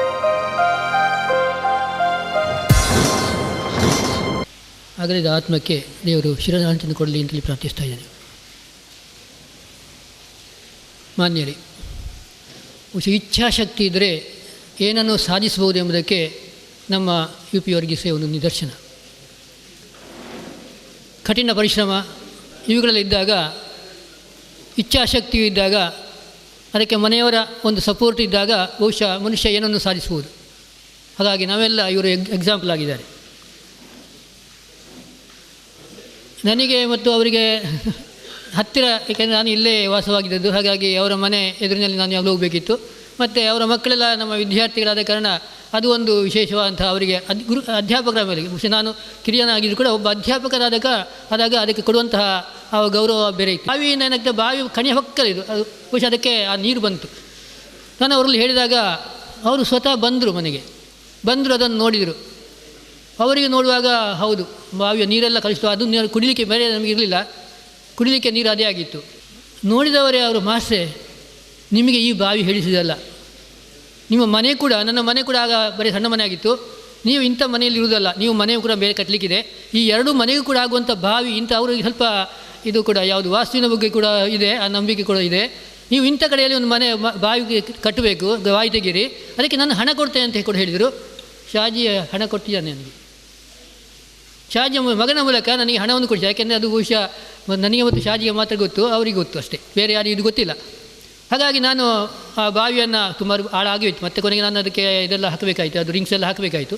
ಆದರೂ ನಾನು ಇಷ್ಟು ಖರ್ಚಾಗಿದೆ ಅಂತ ಹೇಳಿದಾಗ ಅದಕ್ಕೆ ಆಗುವಂಥ ಹಣವನ್ನು ಅವರು ಕೂಡಲೇ ಅವರು ಫಸ್ಟಿಗೆ ಒಂದು ಕೊಟ್ಟಿದ್ರು, ಮತ್ತು ಶಾಜಿಯಲ್ಲಿ ಕೂಡ ಕೊಟ್ಟಿದ್ದರು. ಹೀಗೆ ಯಾಕೆಂದರೆ ತನ್ನಿಂದ ಏನಾದರೂ ಒಬ್ಬರಿಗೆ ತೊಂದರೆ ಆದರೆ ಖಂಡಿತವಾಗಿಯೂ ಅವರಿಗೆ ತೊಂದರೆ ಇದ್ದಾಗ ಖಂಡಿತ, ಯಾಕೆಂದರೆ ನನ್ನ ಪರಿಸ್ಥಿತಿ ಕೂಡ ಆಗ ಚೆನ್ನಾಗಿರಲಿಲ್ಲ, ಆದರೂ ಕೂಡ ಖಂಡಿತವಾಗಿ ಸ್ವಲ್ಪ ಕಷ್ಟ ಇದೆ ಎಂದು ಭಾವಿಸಿಕೊಂಡು ಅವರು ಬಾವಿಗೆ ತೆಗೆಯುವಂತಹ ಎಲ್ಲ ಖರ್ಚನ್ನು ಬಿಡಿಸಿ ಅಂತ ಹೇಳಲಿಕ್ಕೆ ನಾನು ತುಂಬ ಇಷ್ಟಪಡ್ತಾ ಇದ್ದೇನೆ. ಹಾಗೆ ನಾನು ಏನಾದರೂ ನನಗೆ ವಸ್ತುಗಳು ಮ್ಯಾರೇಜ್ ಸಮಯದಲ್ಲಿ ಕೂಡ ಗೇರು ಬೀಜವನ್ನು ನಾನು ಅಲ್ಲಿ ಕೊಂಡೋಗ್ತಾ ಇದ್ದೆ, ನನ್ನ ಮಕ್ಕಳ ಮದುವೆಗೆಲ್ಲ. ಮೊನ್ನೆ ಇತ್ತೀಚೆಗೆ ಕೂಡ ನನಗೆ ಅಗತ್ಯ ಬಂದಾಗ, ಮಕ್ಕಳೆಲ್ಲ ಬಂದಾಗ ಗೇರು ಬೀಜಕ್ಕೆ ನಾನು ಅಲ್ಲಿ ಹೋಗೋದು. ಆಗ ಒಂದು ಸಲ ಅಲ್ಲಿ ಅವರು ಇದ್ದರು, ಅವರು ಬೇರೆ ಯಾರಿಲ್ಲ, ಕೆಲಸದವರು ಯಾರಿಲ್ಲ, ಉತ್ತರಾಜಿ ಉಷಾ ಆದಿತ್ಯವಾರ ಶನಿವಾರ ಮಧ್ಯಂತರನಾಗಿತ್ತು, ಕೆಲಸದವರು ಯಾರಿಲ್ಲ. ಮಾಸ್ಟರ್ ನೀವು ಬಂದಿರಲ್ಲ, ನೀವು ಕೂಡ ಇರಲಿಕ್ಕೆ ಆಗ್ತದಾ? ಸಾಮಾನ್ಯ ಅವರಿಗೆ ಅಷ್ಟು ಆಗ ಚೆನ್ನಾಗಿ ನಡಲಿಕ್ಕೆ ಕೊಟ್ಟರು, ಆದರೂ ಕೂಡ ಒಳಗೆ ಹೋಗಿ ಎಲ್ಲ ತೆಗೆದು, ಮಾಸ್ಟರ್ ಇದರಲ್ಲಿ ಉಂಟು, ನಿಮಗೆ ಎಷ್ಟು ಬೇಕು ತಗೊಳ್ಳಿ, ಮತ್ತು ಅದನ್ನು ತೂಕ ಮಾಡಿ ನನಗೆ ಕೊಟ್ಟರು. ಹೀಗೆ ಒಂದು ಇದರ ಯಾರೂ ಕೊಟ್ಟಿರಲಿಲ್ಲ, ಬಹುಶಃ ನನಗೆ ಕೊಡುವುದಿಲ್ಲ, ನೀವು ನಾಳೆ ಬನ್ನಿ ಅಂತ ಹೇಳ್ತಿದ್ರು. ಹಾಗೆ ಒಂದು ರೀತಿಯ ಒಂದು ಬಾಂಧವ್ಯ, ಬಹುಶಃ ನಾನು ಅವರ ಮಕ್ಕಳಿಗೆ ಬಹುಶಃ ಅಧ್ಯಾಪಕ ಆದ ಕಾರಣ ಆ ಒಂದು ಬಾಂಧವ್ಯ ಇದ್ದನ್ನು ಕಾಣ್ತದೆ. ಅದೇ ರೀತಿಯಲ್ಲಿ ಶಾಜಿ ಇರ್ಬೋದು, ಶಿವಿ ಇರ್ಬೋದು, ಸೆಲೀನಾ ಇಲ್ಲಿ ಬಂದಿದ್ದಾಳೆ, ಈಗ ಇವರೆಲ್ಲ ನಮ್ಮ ಸ್ಟೂಡೆಂಟ್ಸೇ. ಹಾಗಾಗಿ ಅವರ ಒಂದು ಪ್ರೀತಿ, ಯಾಕೆಂದರೆ ಅವರಲ್ಲಿ ಕೂಡ ನಯ ನಾಜೂಕ ನಾನು ನೋಡಿದ್ದೇನೆ, ಬಹುಶಃ ಅದು ತಂದೆಯಿಂದ ಬಂದಂತಹ ಒಂದು ಸಂಸ್ಕಾರ ಅಂತ ಭಾವಿಸ್ತೇನೆ. ಅಮ್ಮ ಕೂಡ ಹಾಗೆ. ನಾವಲ್ಲಿ ಹೋದರೆ ಮನೆಯೊಳಗೆ ಹೋಗಿ ನನಗೆ ಕೂಡ ನಾನು ಎಷ್ಟೋ ಅವರ ಮನೆಯಲ್ಲಿ ಬಾರಿ ಕುಡಿದಿದೆ, ಒಳಗೆ ಬಂದರೆ ಒಳಗಡೆ ಕುಡಿಸು. ಮೊನ್ನೆ ಇತ್ತೀಚೆಗೆ ಕೂಡ ನಾನು ಹೋದೆ, ಆಗ ಅಮ್ಮ ಅಲ್ಲಿ ಇದ್ದರು, ಶಾಜಿ ಅಮ್ಮ ಅಲ್ಲಿದ್ದರು, ಅವರು ಸಲುವಷ್ಟು ನಾನು ನೋಡ್ಬೋದು ಅಂತ ಹೇಳಿದಾಗ ಒಳಗೆ ಕರ್ಕೊಂಡು ಹೋಗಿ ಅವರನ್ನಲ್ಲಿ ನೋಡಿದ್ರು. ಈಗ ಅವರು ನಿದ್ದೆ ಮಾಡಿದ್ರಾಗ ಮತ್ತೀಗ ಮಾತಾಡಲಿಕ್ಕೆ ಆಗೋದಿಲ್ಲ, ಅಂತಹ ಒಂದು ಪ್ರಯತ್ನವನ್ನು ಖಂಡಿತ ಮಾಡ್ತಾ ನನಗೆ ಒಂದೇ ಭರವಸೆ ಕೊಟ್ಟಿದ್ದಾರೆ. ಯಾಕೆಂದರೆ ನನಗೆ ಶಿವು ಮತ್ತು ಶಾಜಿ ಮತ್ತು ಸೆಲೀನಾ ಇರ್ಬೋದು, ಅವರು ತುಂಬ ಆತ್ಮೀಯವಂತಹ ವಿದ್ಯಾರ್ಥಿಗಳಾಗಿದ್ದರು. ಅವರಿಗೆಲ್ಲ ಇವರ ಒಂದು ಅನುಪಸ್ಥಿತಿಯನ್ನು ಯೋಧರ ನಾವೆಂದು ಹೋಗಬೇಕಾಗ್ತದೆ, ಆದರೂ ಕೂಡ ಅವರು ಹಾಕಿಕೊಂಡು ದಾರಿಯಲ್ಲಿ ನೀವು ನಡೀರಿ, ಅವರ ಆಶೀರ್ವಾದ ನಿಮಗೆಲ್ಲ ಇರಲಿ.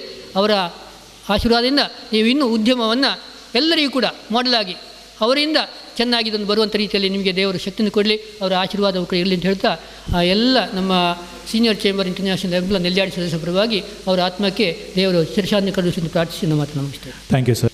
UP ವರ್ಗೀಸ್ ನೆಲ್ಯಾಡಿಯವರು ಅವರ ಈ ಒಂದು ನುಡಿ ನಮರಕ್ಕೆ ಬಂದಂತಹ ಎಲ್ಲ ಅಪಾರ ಬಂಧುಗಳೇ, ನಮ್ಮ UP ವರ್ಗೀಸರವರು ನಮ್ಮ ನೆಲ್ಯಾಡಿಯ ಒಂದು ಸಾಮ್ರಾಜ್ಯ, ಮೊದಲು ಏನು ಸಾಮ್ರಾಜ್ಯ ಅಂತ ಅದೇ ಈ ಥರ ಒಂದು ಸಾಮ್ರಾಜ್ಯ. ಕೆಲವೊಂದು ವಿಚಾರಗಳಲ್ಲಿ ಹೇಳುವುದಾದರೆ ಜಯಾನಂದ ಬಂಟ್ರೇಲ್ ಈಗಲೇ ಹೇಳಿದರು. ಯಾಕಂತೇಳಿದರೆ ನಾವು ನೆಲ್ಯಾಡಿಯಲ್ಲಿ ಯಾವುದೇ ಒಂದು ಕಾರ್ಯಕ್ರಮ ಮಾಡಬೇಕಿದ್ರೆ ಅವರ ಹತ್ರ ಹೋಗಿ ಕೇಳಿದರೆ ಸಾಕು, ನಾವೊಂದೊಂದು ಇಂಥ ಕಾರ್ಯಕ್ರಮ ಮಾಡ್ತೇವೆ ಅಂತೇಳಿ. ಆ ಕಾರ್ಯಕ್ರಮ ಯಶಸ್ವಿ ಆಗಲಿಕ್ಕೆ ಅವರು ನಮಗೆ ಬಹಳ ಸಹಕಾರ ಮಾಡ್ತಾಯಿದ್ರು. ಮತ್ತು ಒಂದು ವಿಚಾರ ಹೇಳಲೇಬೇಕು, ಯಾಕಂತೇಳಿದರೆ ದಕ್ಷಿಣ ಕನ್ನಡ ಜಿಲ್ಲೆಗೆ ಒಂದು ಕೊಡುಗೈ ದಾನಿಯಾಗಿದ್ದರು. ಯಾಕಂತೇಳಿದರೆ ನಮ್ಮ ಗೋಳಿತೊಟ್ಟ ಆಗಿರ್ಬೋದು, ನೆಲ್ಯಾಡಿ ಆಗಿರ್ಬೋದು, ಶಿರಾಡಿ ಆಗಿರ್ಬೋದು, ಸುತ್ತಮುತ್ತಲಿನ ಗ್ರಾಮ ಪಂಚಾಯತ್ ಎಲ್ಲಿ ಹೋದರೂ ಸಹ ಅವರು ಕೊಟ್ಟಂತಹ ಆ ಒಂದು ಕೊಡುಗೆ ಇದ್ದೇ ಇದೆ. ಮತ್ತು ಪುತ್ತೂರಲ್ಲಿ ನಮ್ಮ ಮಿನಿ ವಿಧಾನಸೌಧಕ್ಕೆ ಸಹ ದುಡ್ಡು ಕೊಟ್ಟಿದ್ದಾರೆ. ಇವರ ಮನಸ್ಸು ಎಷ್ಟೊಂದು ನೋಡಿ, ಯಾಕಂತೇಳಿದರೆ ಇವರು ಅಷ್ಟು ಒಂದು ಕೊಡುಗೈ ದಾನಿಯಾಗಿದ್ದರು. ನನ್ನ ಮನಸ್ಸು ಅನ್ನಿಸ್ತದೆ ಇವರೊಂದು ವಿಜ್ಞಾನಿ ಆಗಲಿಕ್ಕೆ ಮಾತ್ರ ಬಾಕಿ ಅಂತ. ಯಾಕಂತೇಳಿದರೆ ಅಷ್ಟೊಂದು ಶ್ರಮಜೀವಿ. ಯಾಕಂತೇಳಿದರೆ ಯಾವುದೇ ಒಂದು ಬಿಲ್ಡಿಂಗ್ ಮಾಡಬೇಕಿದ್ರೆ ಇವರ ಹತ್ರ ಇಂಜಿನಿಯರ್ ಪ್ಲ್ಯಾನ್ ಬೇಡ, ಇವರ ಹತ್ರನೇ ಪ್ಲ್ಯಾನ್ ಇರ್ತದೆ. ಇವರೊಂದು ಯಾವುದೇ ಕೆಲಸ ಮಾಡಲಿ ಅದರ ಹಿಂದೆ ಭಯಂಕರ ತಿಳ್ಕೊಂಡಿದ್ದಾರೆ ಇವರು. ನಾವು ಎಷ್ಟು ಡಿಗ್ರಿ ಪಡೆದವರು ಸಹ ಅವರ ಕಡೆಯಿಂದ ಕೆಲಸವನ್ನು ಕಲಿಬೇಕಾಗ್ತದೆ.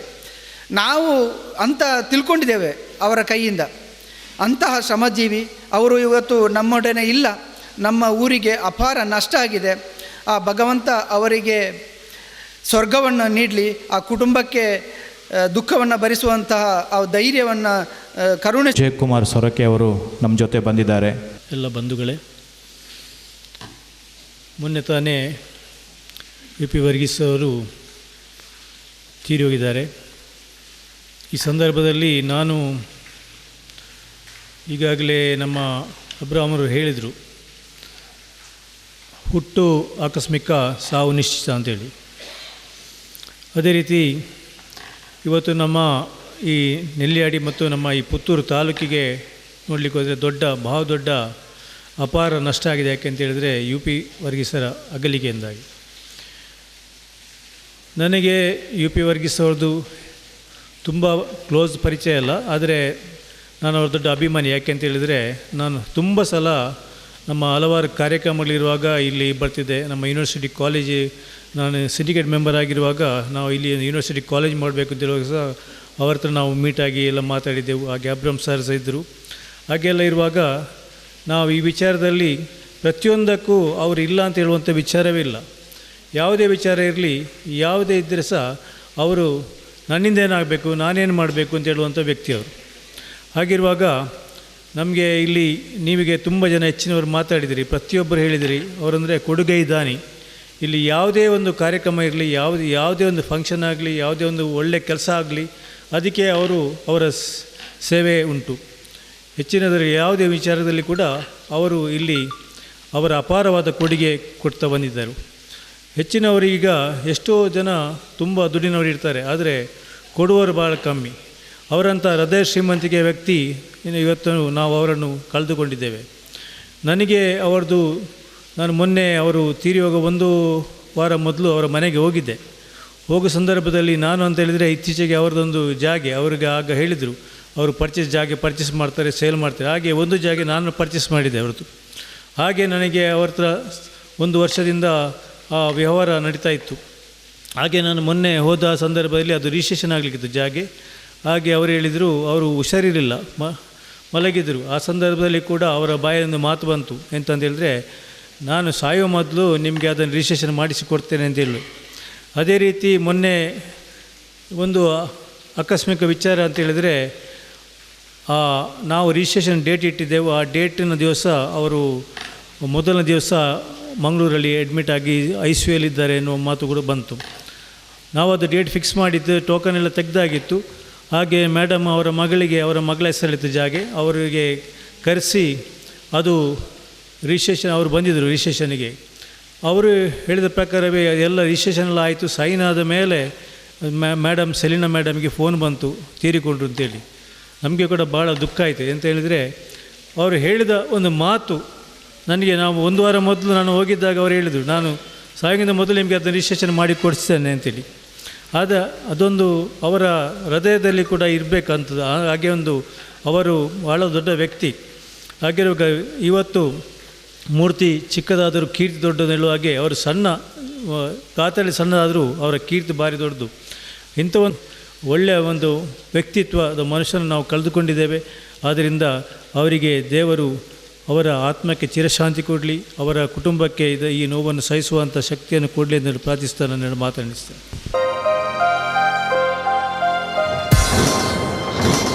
ದಿವಂಗತ UP ವರ್ಗೀಸರವರ ಆತ್ಮಕ್ಕೆ ಶ್ರದ್ಧಾಂಜಲಿಯನ್ನು ಕೋರುತ್ತಾ, ಈ ಒಂದು ನೋವನ್ನು ಸಹಿಸುವಂಥ ಶಕ್ತಿ ಅವರ ಕುಟುಂಬಕ್ಕೆ ಮತ್ತು ಅಭಿಮಾನ ಬಳಗಕ್ಕೆ ಬರಲಿ ಅಂತೇಳಿ ದೇವರಲ್ಲಿ ಪ್ರಾರ್ಥಿಸುತ್ತಾ, ನಾನು ಮೊನ್ನೆ ಕೂಡ ಮಾತಾಡುವಾಗ ಹೇಳಿದಂಥ ಒಂದು ಮಾತು, ನೆಲ್ಲಿಯಾಡಿಯ ಇತಿಹಾಸ ಏನು ಅಂತ ಹೇಳಿದರೆ ಅದು UP ವರ್ಗೀಸರ ಇತಿಹಾಸ ಒಂದೇ ಆಗಿದೆ ಅಂತ.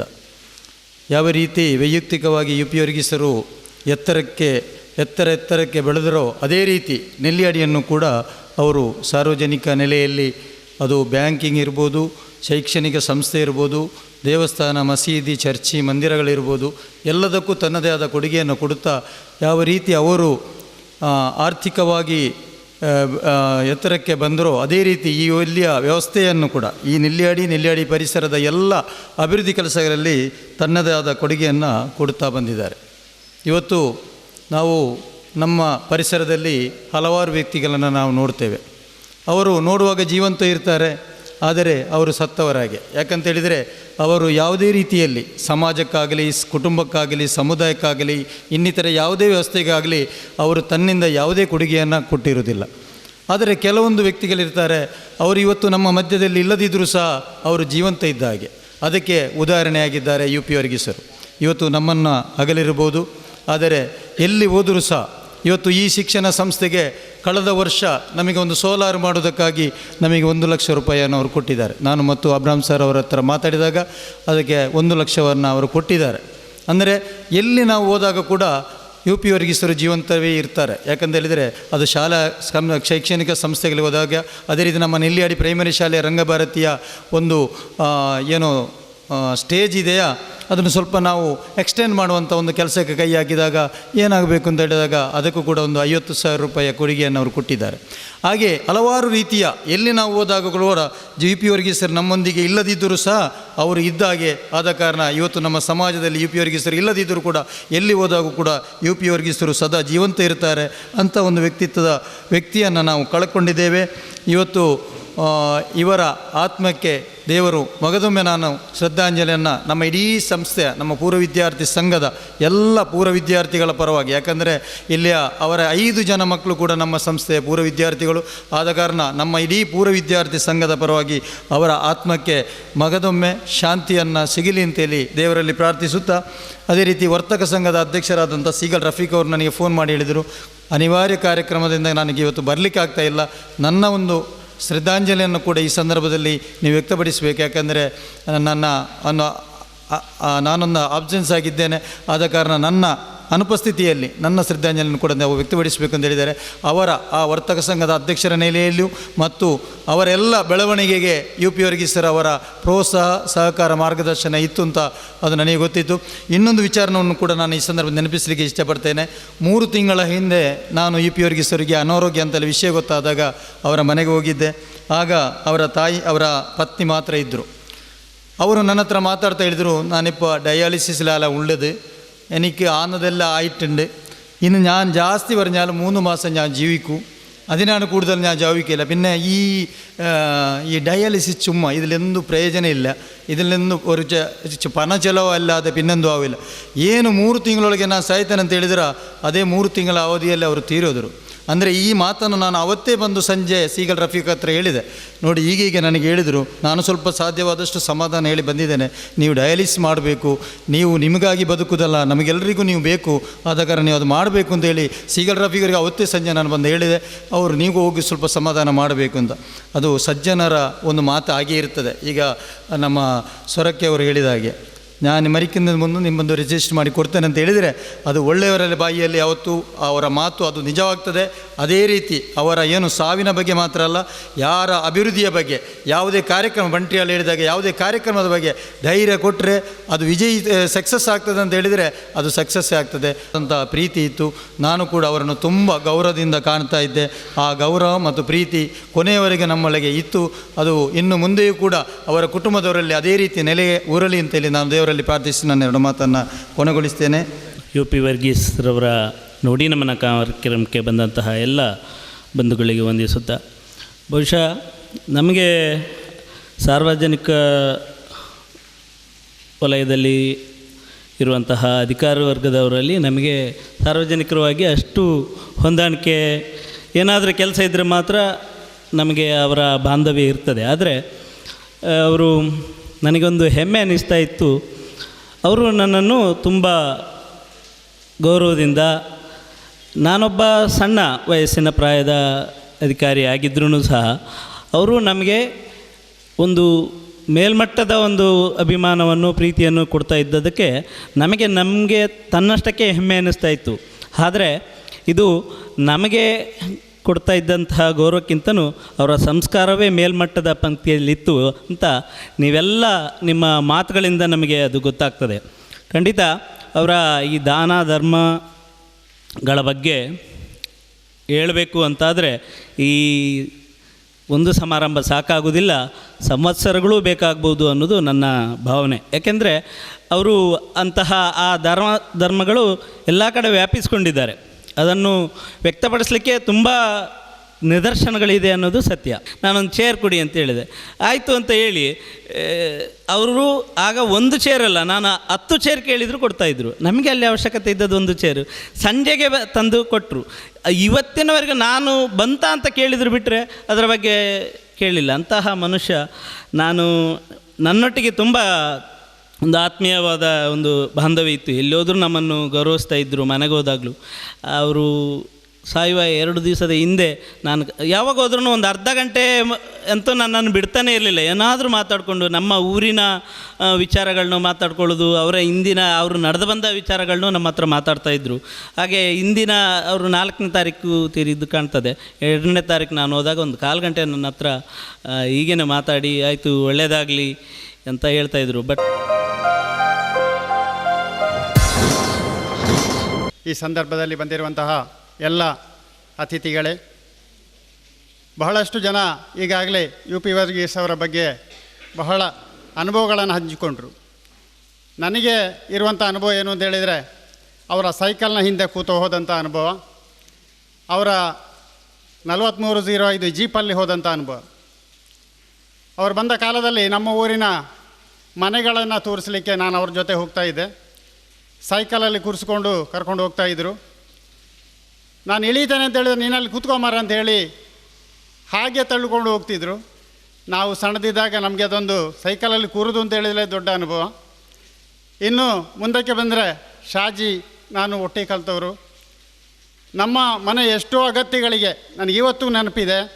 ನಮಗೆ ಹೊರಗಡೆಯಿಂದ ಒಂದು ಜೀಪನ್ನು ಕರೀಲಿಕ್ಕೆ ಅಥವಾ ಅದನ್ನು ಹೈಯರ್ ಮಾಡಲಿಕ್ಕೆ ಸಾಧ್ಯ ಆಗದಂಥ ಆ ಪರಿಸ್ಥಿತಿಯಲ್ಲಿ ಅವರ 4305 ಆ ಹಸಿರು ಜೀಪು ನನ್ನ ಅಕ್ಕನನ್ನೊಮ್ಮೆ ಬೆಳಗ್ಗೆ 4 ಗಂಟೆಗೆ ಹಾಸ್ಪಿಟಲ್ಗೆ ತಲುಪಿಸಬೇಕಿದ್ದು ಮಂಗಳೂರಿಗೆ. 3 ಗಂಟೆ 3:30ಗೆ ಅವರ ಮನೆಗೆ ಬಂದು ಖುದ್ದು ವರ್ಗೀಸ್ ಅವರೇ ಜೀಪನ್ನು ತಗೊಂಡು ಬಂದು ಆಸ್ಪತ್ರೆಗೆ ಕೊಂಡೋದಂಥ ಆ ಅನುಭವಗಳೆಲ್ಲ ಇವೆ. ಹೀಗೆ ಅವರು ಯಾರನ್ನು ಸಣ್ಣವರಾಗಿ ಕಾಣಲಿಲ್ಲ. ನನಗೆ ಅಷ್ಟೇ, ನಾನು ಆಫೀಸ್ಗಳಲ್ಲೆಲ್ಲ ಅವ್ರ ಜೊತೆ ಕೆಲವು ಸಲ ಹೋಗುವಂಥ ಒಂದು ಅವಕಾಶ ಸಿಕ್ಕಿದೆ. ನಿಜವಾಗಿ ಕನ್ನಡ ಕಲಿತಂಥ ನನಗೆ ಬರುವುದಕ್ಕಿಂತ ಚೆನ್ನಾಗಿ ವಿಷಯಗಳು ಅವ್ರಿಗೆ ಗೊತ್ತಿದೆ. ಅದು ಎಲ್ಲಿಂದ ಎಲ್ಲ ಕಲಿತುಕೊಂಡ್ರೋ ಯಾವತ್ತೂ ನನಗೆ ಅರ್ಥ ಆಗುವುದಿಲ್ಲ. ಈಗಾಗಲೇ ನಮ್ಮ ಬಾಲಕೃಷ್ಣ ಬಾಣಜಾಲ ಅವರು ಹೇಳಿದರು, ನಾನು ಅವರ ಜೊತೆ ಹೋದಾಗ ಅವರು ಯಾವತ್ತೂ ಮೂಕರಾಗಿ ಅಥವಾ ಏನು ಮಾತಾಡದೆ ಹೋದಂಥ ವ್ಯಕ್ತಿಗಳಲ್ಲ. ಬಹಳಷ್ಟು ಅನುಭವಗಳನ್ನು ಹೇಳ್ತಾ ಹೋಗ್ತಾರೆ. ಅದೆಲ್ಲ ಬಹಳಷ್ಟು ನಮಗೆ ಕೂಡ ಬುದ್ಧಿವಂತಿಕೆಯನ್ನು ಕಲಿಸುವಂಥ ವಿಷಯಗಳು. ಅಂತಹ ವ್ಯಕ್ತಿ ಯಾವುದೋ ಒಬ್ಬ ವಿಜ್ಞಾನಿಯೋ ಅಥವಾ ಅದಕ್ಕಿಂತ ಎತ್ತರಕ್ಕೆ ಬೆಳೆಯಲೇಬೇಕಾದವರು.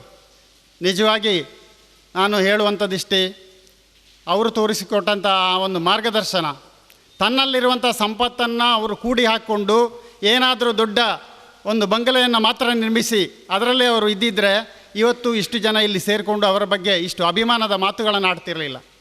ಅವರು ಬರಿಗೈಯಲ್ಲಿ ಬಂದವರು ಇಷ್ಟೆಲ್ಲ ಈ ನೆಲ್ಲಿಯಾಡಿಯನ್ನು ಅಭಿವೃದ್ಧಿಗೊಳಿಸಿ ಊರಿನ ಪರ ಊರಿನ ಎಷ್ಟೋ ಜನರಿಗೆ ಒಂದು ಕೆಲಸವನ್ನು ಕೊಟ್ಟು ತಮ್ಮ ಜೀವನವನ್ನು ಉತ್ತಮವಾಗಿ ನಿರ್ವಹಿಸುವಂಥ ಒಂದು ಸ್ಥಿತಿಗೆ ತಲುಪಿಸಿದವರು. ಅವರನ್ನು ಎಲ್ಲರೂ ಕೊಂಡಾಡಲೇಬೇಕು. ಅವರ ಬಗ್ಗೆ 1-2 ನಿಮಿಷ 3 ನಿಮಿಷ ಇನ್ನು ಮಾತಾಡಿದರೆ ಸಾಕಾಗುವುದಿಲ್ಲ. ಬಹಳಷ್ಟು ಉತ್ತಮವಾದಂಥ ಒಂದು ಸ್ಫೂರ್ತಿಯನ್ನು ನೀಡುವಂಥ ವ್ಯಕ್ತಿಯವರು.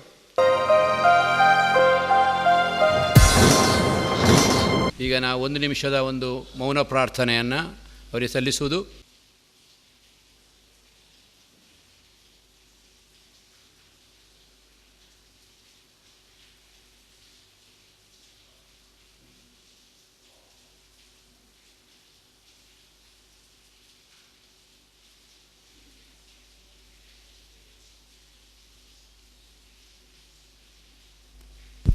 Thank you.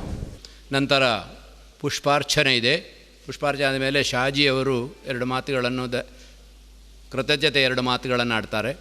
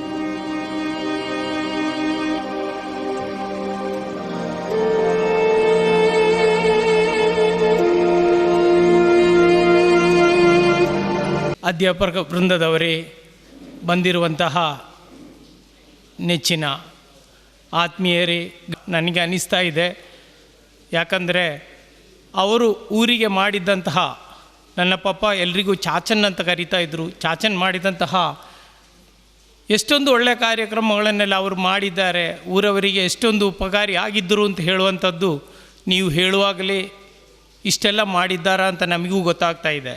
ಯಾಕಂದರೆ ಅವರು ಕೊಡ್ತಾ ಇದ್ದದ್ದನ್ನು ಹೇಳ್ತಾ ಇದ್ದರು, ಆದರೆ ಎಷ್ಟು ಏನು ಎಂಬುದನ್ನೆಲ್ಲ ನಮಗೂ ಗೊತ್ತಿರಲಿಲ್ಲ. ಒಬ್ಬೊಬ್ಬರು ಬಂದು ಇಷ್ಟು ಕೊಟ್ಟಿದ್ದಾರೆ ಅಷ್ಟು ಕೊಟ್ಟಿದ್ದಾರೆ ಅಂತ ಹೇಳುವಾಗಲೇ ನಮಗೂ ಗೊತ್ತಾಗ್ತಾ ಇದೆ, ಇಷ್ಟೆಲ್ಲ ಮಾಡಿದ್ದಾರಲ್ಲ ನನ್ನ ಪಪ್ಪ, ಈಗ ನಮ್ಮ ತಲೆಗೆ ಇದಕ್ಕಿಂತ ದೊಡ್ಡ ಭಾರ ಬಿದ್ದಿದೆ. ಯಾಕಂದರೆ ಅಪ್ಪ ಇರುವಾಗ ಹೀಗೆ ಮಾಡ್ತಾಯಿದ್ರು, ಮಕ್ಕಳು ಹೇಗಿದ್ದಾರೆ ಅಂತ ನೋಡುವ. ನಮಗೆ ತುಂಬ ಜವಾಬ್ದಾರಿಯನ್ನು ಒಪ್ಪಿಸಿಬಿಟ್ಟು ಹೋಗಿದ್ದಾರೆ ಅಂತ ಇರುವಂತಹ ಆ ಒಂದು ಅರಿವು ನಮ್ಮಲ್ಲಿ ಈಗ ಮೂಡಿ ಬಂದಿದೆ. ಊರಿಗೆ ಎಂದಾದರೂ ನಾವು ಹುಟ್ಟುವುದು ಖಂಡಿತವಾಗಿಯೂ ಗೊತ್ತಿಲ್ಲ. ಹುಟ್ಟಿದ ನಂತರ ಸಾವು ಅಂತ ಹೇಳುವಂಥದ್ದು ನಿಶ್ಚಯ, ಸುನಿಶ್ಚಯವಾದದ್ದು. ಸತ್ತೇ ಸಾಯಬೇಕು, ನಾವು ಒಂದು ದಿವಸ ಹೋಗಬೇಕು. ಹೋಗುವಾಗ ಏನು ಹೊತ್ತೊಯ್ಯಲಿಕ್ಕೆ ಸಾಧ್ಯ ಇಲ್ಲ. ಇಂಥದ್ದೇನಾದರೂ ಮಾಡಿದರೆ 10 ಜನರ ಮನಸ್ಸಲ್ಲಿ ನೆಲೆಸಿಕೊಳ್ಳಲಿಕ್ಕೆ ಸಾಧ್ಯವಾಗ್ತದೆ. ಬೈಬಲಲ್ಲಿ ಒಂದು ವಾಕ್ಯ ಹೇಳ್ತಾರೆ, ನನ್ನನ್ನು ನಂಬಿದವ ಸತ್ರು ಬದುಕುತ್ತಾನೆ. ಅವರು ಹೇಳಿರುವಂತಹ ಮಾತು ಅದೇ. ನನ್ನನ್ನು ಪಾಲಿಸುವವನು ಅಥವಾ ನನ್ನ ವಚನವನ್ನು ಪಾಲಿಸುವವನು ಸತ್ರು ಬದುಕ್ತಾನೆ, ಅವರು ಇನ್ನೂ ಚಿರಜೀವಿಯಾಗಿ ಉಳ್ಕೊಳ್ತಾರೆ ಅಂತ ಹೇಳುವಂಥದ್ದು 10 ಹಲವರ ಮನಸ್ಸಿನಲ್ಲಿ ಉಳ್ಕೊಳ್ತಾರೆ. ಇಲ್ಲಿ ನಯನಣ್ಣವರೆಲ್ಲ ಮಾತಾಡುವಾಗ ಹೇಳಿದರು, ನಮ್ಮ ಪ್ರತಿಯೊಂದು ಬೆಳವಣಿಗೆಯನ್ನು ನಾವು ಇಲ್ಲೇ ಇದ್ದವರು ಫೈಸೆನ್ಸ್ ಕಾಲನಿಗೆ ಬಂದು ಏನೂ ಇಲ್ಲದೆ, ಸುಬ್ಬಣ್ಣನಿಗೆಲ್ಲ ಗೊತ್ತುಂಟು, ರಾಮಚಂದ್ರ ಭಟ್ರು ನಮಗೆ 3,000 ರೂಪಾಯಿ ಕೊಟ್ಟು ಒಂದು ಫೈಸೆನ್ಸ್ ಕಾಲನಿಯ ಈ ಹೈಸ್ಕೂಲ್ನ ಪಕ್ಕದ ಬದಿಯಲ್ಲಿರುವಂತಹ ಒಂದು ಕಾಲನಿಯ ಮನೆಯನ್ನು ತೆಗೆದುಕೊಟ್ಟಾಗ ನಾವು ಅಲ್ಲಿ ಬಂದು ವಾಸವಾಗಿದ್ದೆವು. ನನ್ನ ಈಗಲೂ ವೋಟರ್ ಐ ಡಿಯಲ್ಲಿರುವುದು Shaji U V Janata colony Nelliyadi ಅಡ್ರೆಸ್ಸೇ, ಅದು ಇನ್ನೂ ಚೇಂಜ್ ಆಗಲಿಲ್ಲ. ಈ ಒಂದು ನೆಲೆಯಲ್ಲಿ ನಾವು ವಾಸವಾಗಿದ್ದು ಈ ಒಂದು ಲೆವೆಲ್ಲಿಗೆ ನಮ್ಮನ್ನು ಬೆಳೆಸಿಕೊಂಡು ಬರಬೇಕಾದ್ರೆ ವೆಂಕಟರಮಣ ಸರ್ ಹೇಳಿದಾಗೆ ಅವರ ಆ ಒಂದು ಧೈರ್ಯ, ದೃಢ ನಿಶ್ಚಯ, ನಾನೇನನ್ನಾದರೂ ಗಳಿಸಬೇಕು. ಅವರು ನಮ್ಮ ಹತ್ರವೂ ಹೇಳ್ತಾಯಿದ್ರು, ಒಂದು ದಿವಸ 500 ರೂಪಾಯಿಯನ್ನು ಹೇಗೆ ಸೇವ್ ಮಾಡೋದು ಎಂಬುದರ ಬಗ್ಗೆ ಆಲೋಚನೆ ಮಾಡಬೇಕು. 100 ರೂಪಾಯಿ ಗಳಿಕೆ ಇಲ್ಲದಿರುವಾಗ 500 ರೂಪಾಯಿಯನ್ನು ಒಂದು ದಿವಸ ಹೇಗೆ ಗಳಿಸಬಹುದು ಅಂತ. ಅದು ನಾವು ಆಲೋಚನೆ ಮಾಡಿದರೆ ಸಿಗದಂತಹ ಒಂದು ರೀತಿ. ನಯನನ್ ಸರ್ ಹತ್ರ ಮಾತಾಡುವಾಗ ಅವರು ಹೇಳಿದರು, ನಿನ್ನ ಅಪ್ಪ ಮುಟ್ಟುವುದೆಲ್ಲ ಬಂಗಾರವಾಗ್ತಿತ್ತು ಅಂತ ಹೇಳ್ತಾಯಿದ್ರು. ಅಂದರೆ ಅವರು ತೆಗೆದುಕೊಂಡದ್ದು ಯಾವುದನ್ನು ಲಾಸಲ್ಲಿ ಮಾರಲಿಲ್ಲ ಅಂತ ಅವರು ಹೇಳಿದ್ದು ಸರಿಯೇ. 10 ಪಟ್ಟು ರೇಟಿಗೆ ಮಾರುವಂಥದ್ದು, ಅದಕ್ಕೆಲ್ಲ ದೇವರ ಅನುಗ್ರಹ ಬೇಕು. ನಾವು ಏನನ್ನು ಈಗ ಆಗಿದ್ದೇವೋ ಅದೆಲ್ಲ ದೇವರ ಕೃಪೆ ಅಥವಾ ಅನುಗ್ರಹ ಇಲ್ಲದೆ ನಾವು ಏನು ಮಾಡಿದರೂ ಸಾಧ್ಯ ಇಲ್ಲ. ನಾನೊಂದು ಟೈಮ್ ಜಾಸ್ತಿ ಆಗ್ತಾಯಿದೆ ಅಂತ ಕಾಣ್ತಾ ಇದೆ, ಇದ್ದರೆ ಹೇಳಿ ಸರ್. ಒಂದು ಉದಾಹರಣೆ ಹೇಳ್ತೇನೆ. ಅವರೊಂದು ಇಲ್ಲಿ ಕೊಯ್ಲಾ ಅಂತ ಹೇಳುವ ಜಾಗದಲ್ಲಿ ಒಂದು ತೋಟ ಪರ್ಚೇಸ್ ಮಾಡಿದರು ನನ್ನ ಹೆಂಡತಿ ಹೆಸರಿನಲ್ಲಿ. ಅದು ಮಾರಲಿಕ್ಕೆ ಒಬ್ಬರು ಬಂದು 60 ಲಕ್ಷಕ್ಕೆ ವ್ಯಾಪಾರ ಆಯಿತು. 10 ಲಕ್ಷ ಅಡ್ವಾನ್ಸು ಕೊಟ್ಟರು. ಯಾರೂ ಅಲ್ಲ, ನಮ್ಮ ವರ್ಗೀಸ್ ಪೊಲೀಸ್ ಅವರಿದ್ದವ್ರ ಹತ್ರ ಅವರ ರಿಲೇಷನಿಗೋಸ್ಕರ ತಗೊಂಡದ್ದು. 10 ಲಕ್ಷ ಅಡ್ವಾನ್ಸ್ ಕೊಟ್ಟು ಹೋದಾಗ ಅವರು ಹೇಳಿದರು, ಅಲ್ಲಿ ಏನೋ ಡ್ಯಾಮ್ ಬರ್ತಾ ಇದೆ, 1 ಎಕರೆ ಜಾಗ ನೀರಿಗೆ ಮುಳುಗ್ತದೆ, ಆದ ಕಾರಣ ನೀವು ಹೇಳಿದ 60 ಲಕ್ಷ ಅಲ್ಲ, ನಮಗೆ ಅದಕ್ಕಿಂತ ಸ್ವಲ್ಪ ಒಂದು 5 ಲಕ್ಷ ಕಡಿಮೆಗಾದರೆ ಸಾಕು, 10 ಲಕ್ಷ ಅಡ್ವಾನ್ಸ್ ಕೊಟ್ಟಾಗಿದೆ, ಆದರೆ ಅಲ್ಲಿ ನೀರು ಏರ್ತದೆ ಅಂತ ಹೇಳಿದರು. ಡ್ಯಾಮ್ ಬರುವ ಕಾರಣ ನಮಗೆ ಅದು ಬೇಡ ಅಂತ 1 ತಿಂಗಳು ಬಿಟ್ಟು ಬಂದು ಹೇಳಿದರು.